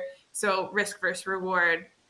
Razor, there we go. We got 10-cent supers, synthetic. Yeah, we got a lot here. Anyone can handicap horses. It's putting the bet together, which is the hard part. I know some people who talk a really good horse game but can't cash tickets. Oh, Racer, you're talking about me. Well, there's also the other side of that is like there's plenty of really good bettors that have a bigger bankroll and they don't have strong opinions. But it's like if I had $500 to spend on every ticket I played, I would make a lot more money because I wouldn't have to spend as much time figuring out my stronger opinions. So I think it's kind of everybody struggles with finding that middle ground that works best for them. So yeah. Good but points. And I think too, and I was watching somebody else on YouTube, and so they do a profit line before kind of a lot of times, and I try to do that a lot now too. It's hard to do that before the races happen because the weather and the scratches and stuff. But I'm trying to start to learning how to do that. That's more useful than the morning line will ever be. The morning line to me is just, outdated. I know that people don't get all hissy-fitty about that, but you're assigning a point system to a horse that doesn't deserve those points. And that's my opinion on that, So if you did a profit line and saying, well, I think this horse needs to be 6-1 or I can't bet him, and if he's 7-2, you can't bet him. It does hurt your win percentage, but it helps your ROI. So, well, Dennis, you mentioned this, and I know that Bree talked about this last week, I think, and the guys that set the morning lines, David, I forget how to pronounce his last name, Argonia. Yeah, that's the only one I respect. Yeah. Well, don't do that. Don't say that, because Pete Aiello is now doing it for Gulfstream, they're listening, Dennis. They're listening. And Pete and Pete explained to me there's an algorithm that they have to follow. So it's not like they want to assign a certain horse 20-1 or a certain horse 5-1. It ends up falling in that category that they have to do it. So and Pete, literally, I sat down with him for 30 minutes about this, and it's way beyond my pay grade of understanding what they do. But what they do is phenomenal, because for the most part, their goal is to give you the idea of who the favorites should be and who the prices can be. They're not telling you who to bet or who not to bet. They're giving you value in each category. And it's a really interesting conversation to have, and really something to understand, which means, to me, it's helped me in my handicapping, to be honest. All right, guys, there's a lot to cover on that subject for sure, and many, many, many others. Take out. Oh, I'm not even opening that door. Keep doing these Monday Night Lights. This is way better than watching on TV with no discussion. Awesome. Thank you, Bourbon Colony, for tuning in. Thanks, everybody, for tuning in. We'll be interested to see who finishes in 216th in the free ride. You're getting swag. only paying $100 to the free ride tonight because there was so much money in the $5,000 game. Good luck to everyone that played that, especially my hosts here. Thank you so much for coming. Sarah, Sean, Eddie, Dennis, and Matt is sitting in first. Damn. I hope you hold on. Awesome. Hope you hold on. That'd be cool. Only 3 to go. Hey, thanks to everybody for Dennis for being on. Appreciate it. All right, Great to see guys. everybody. Have a good night. Great. Thank you. Thanks. Bye.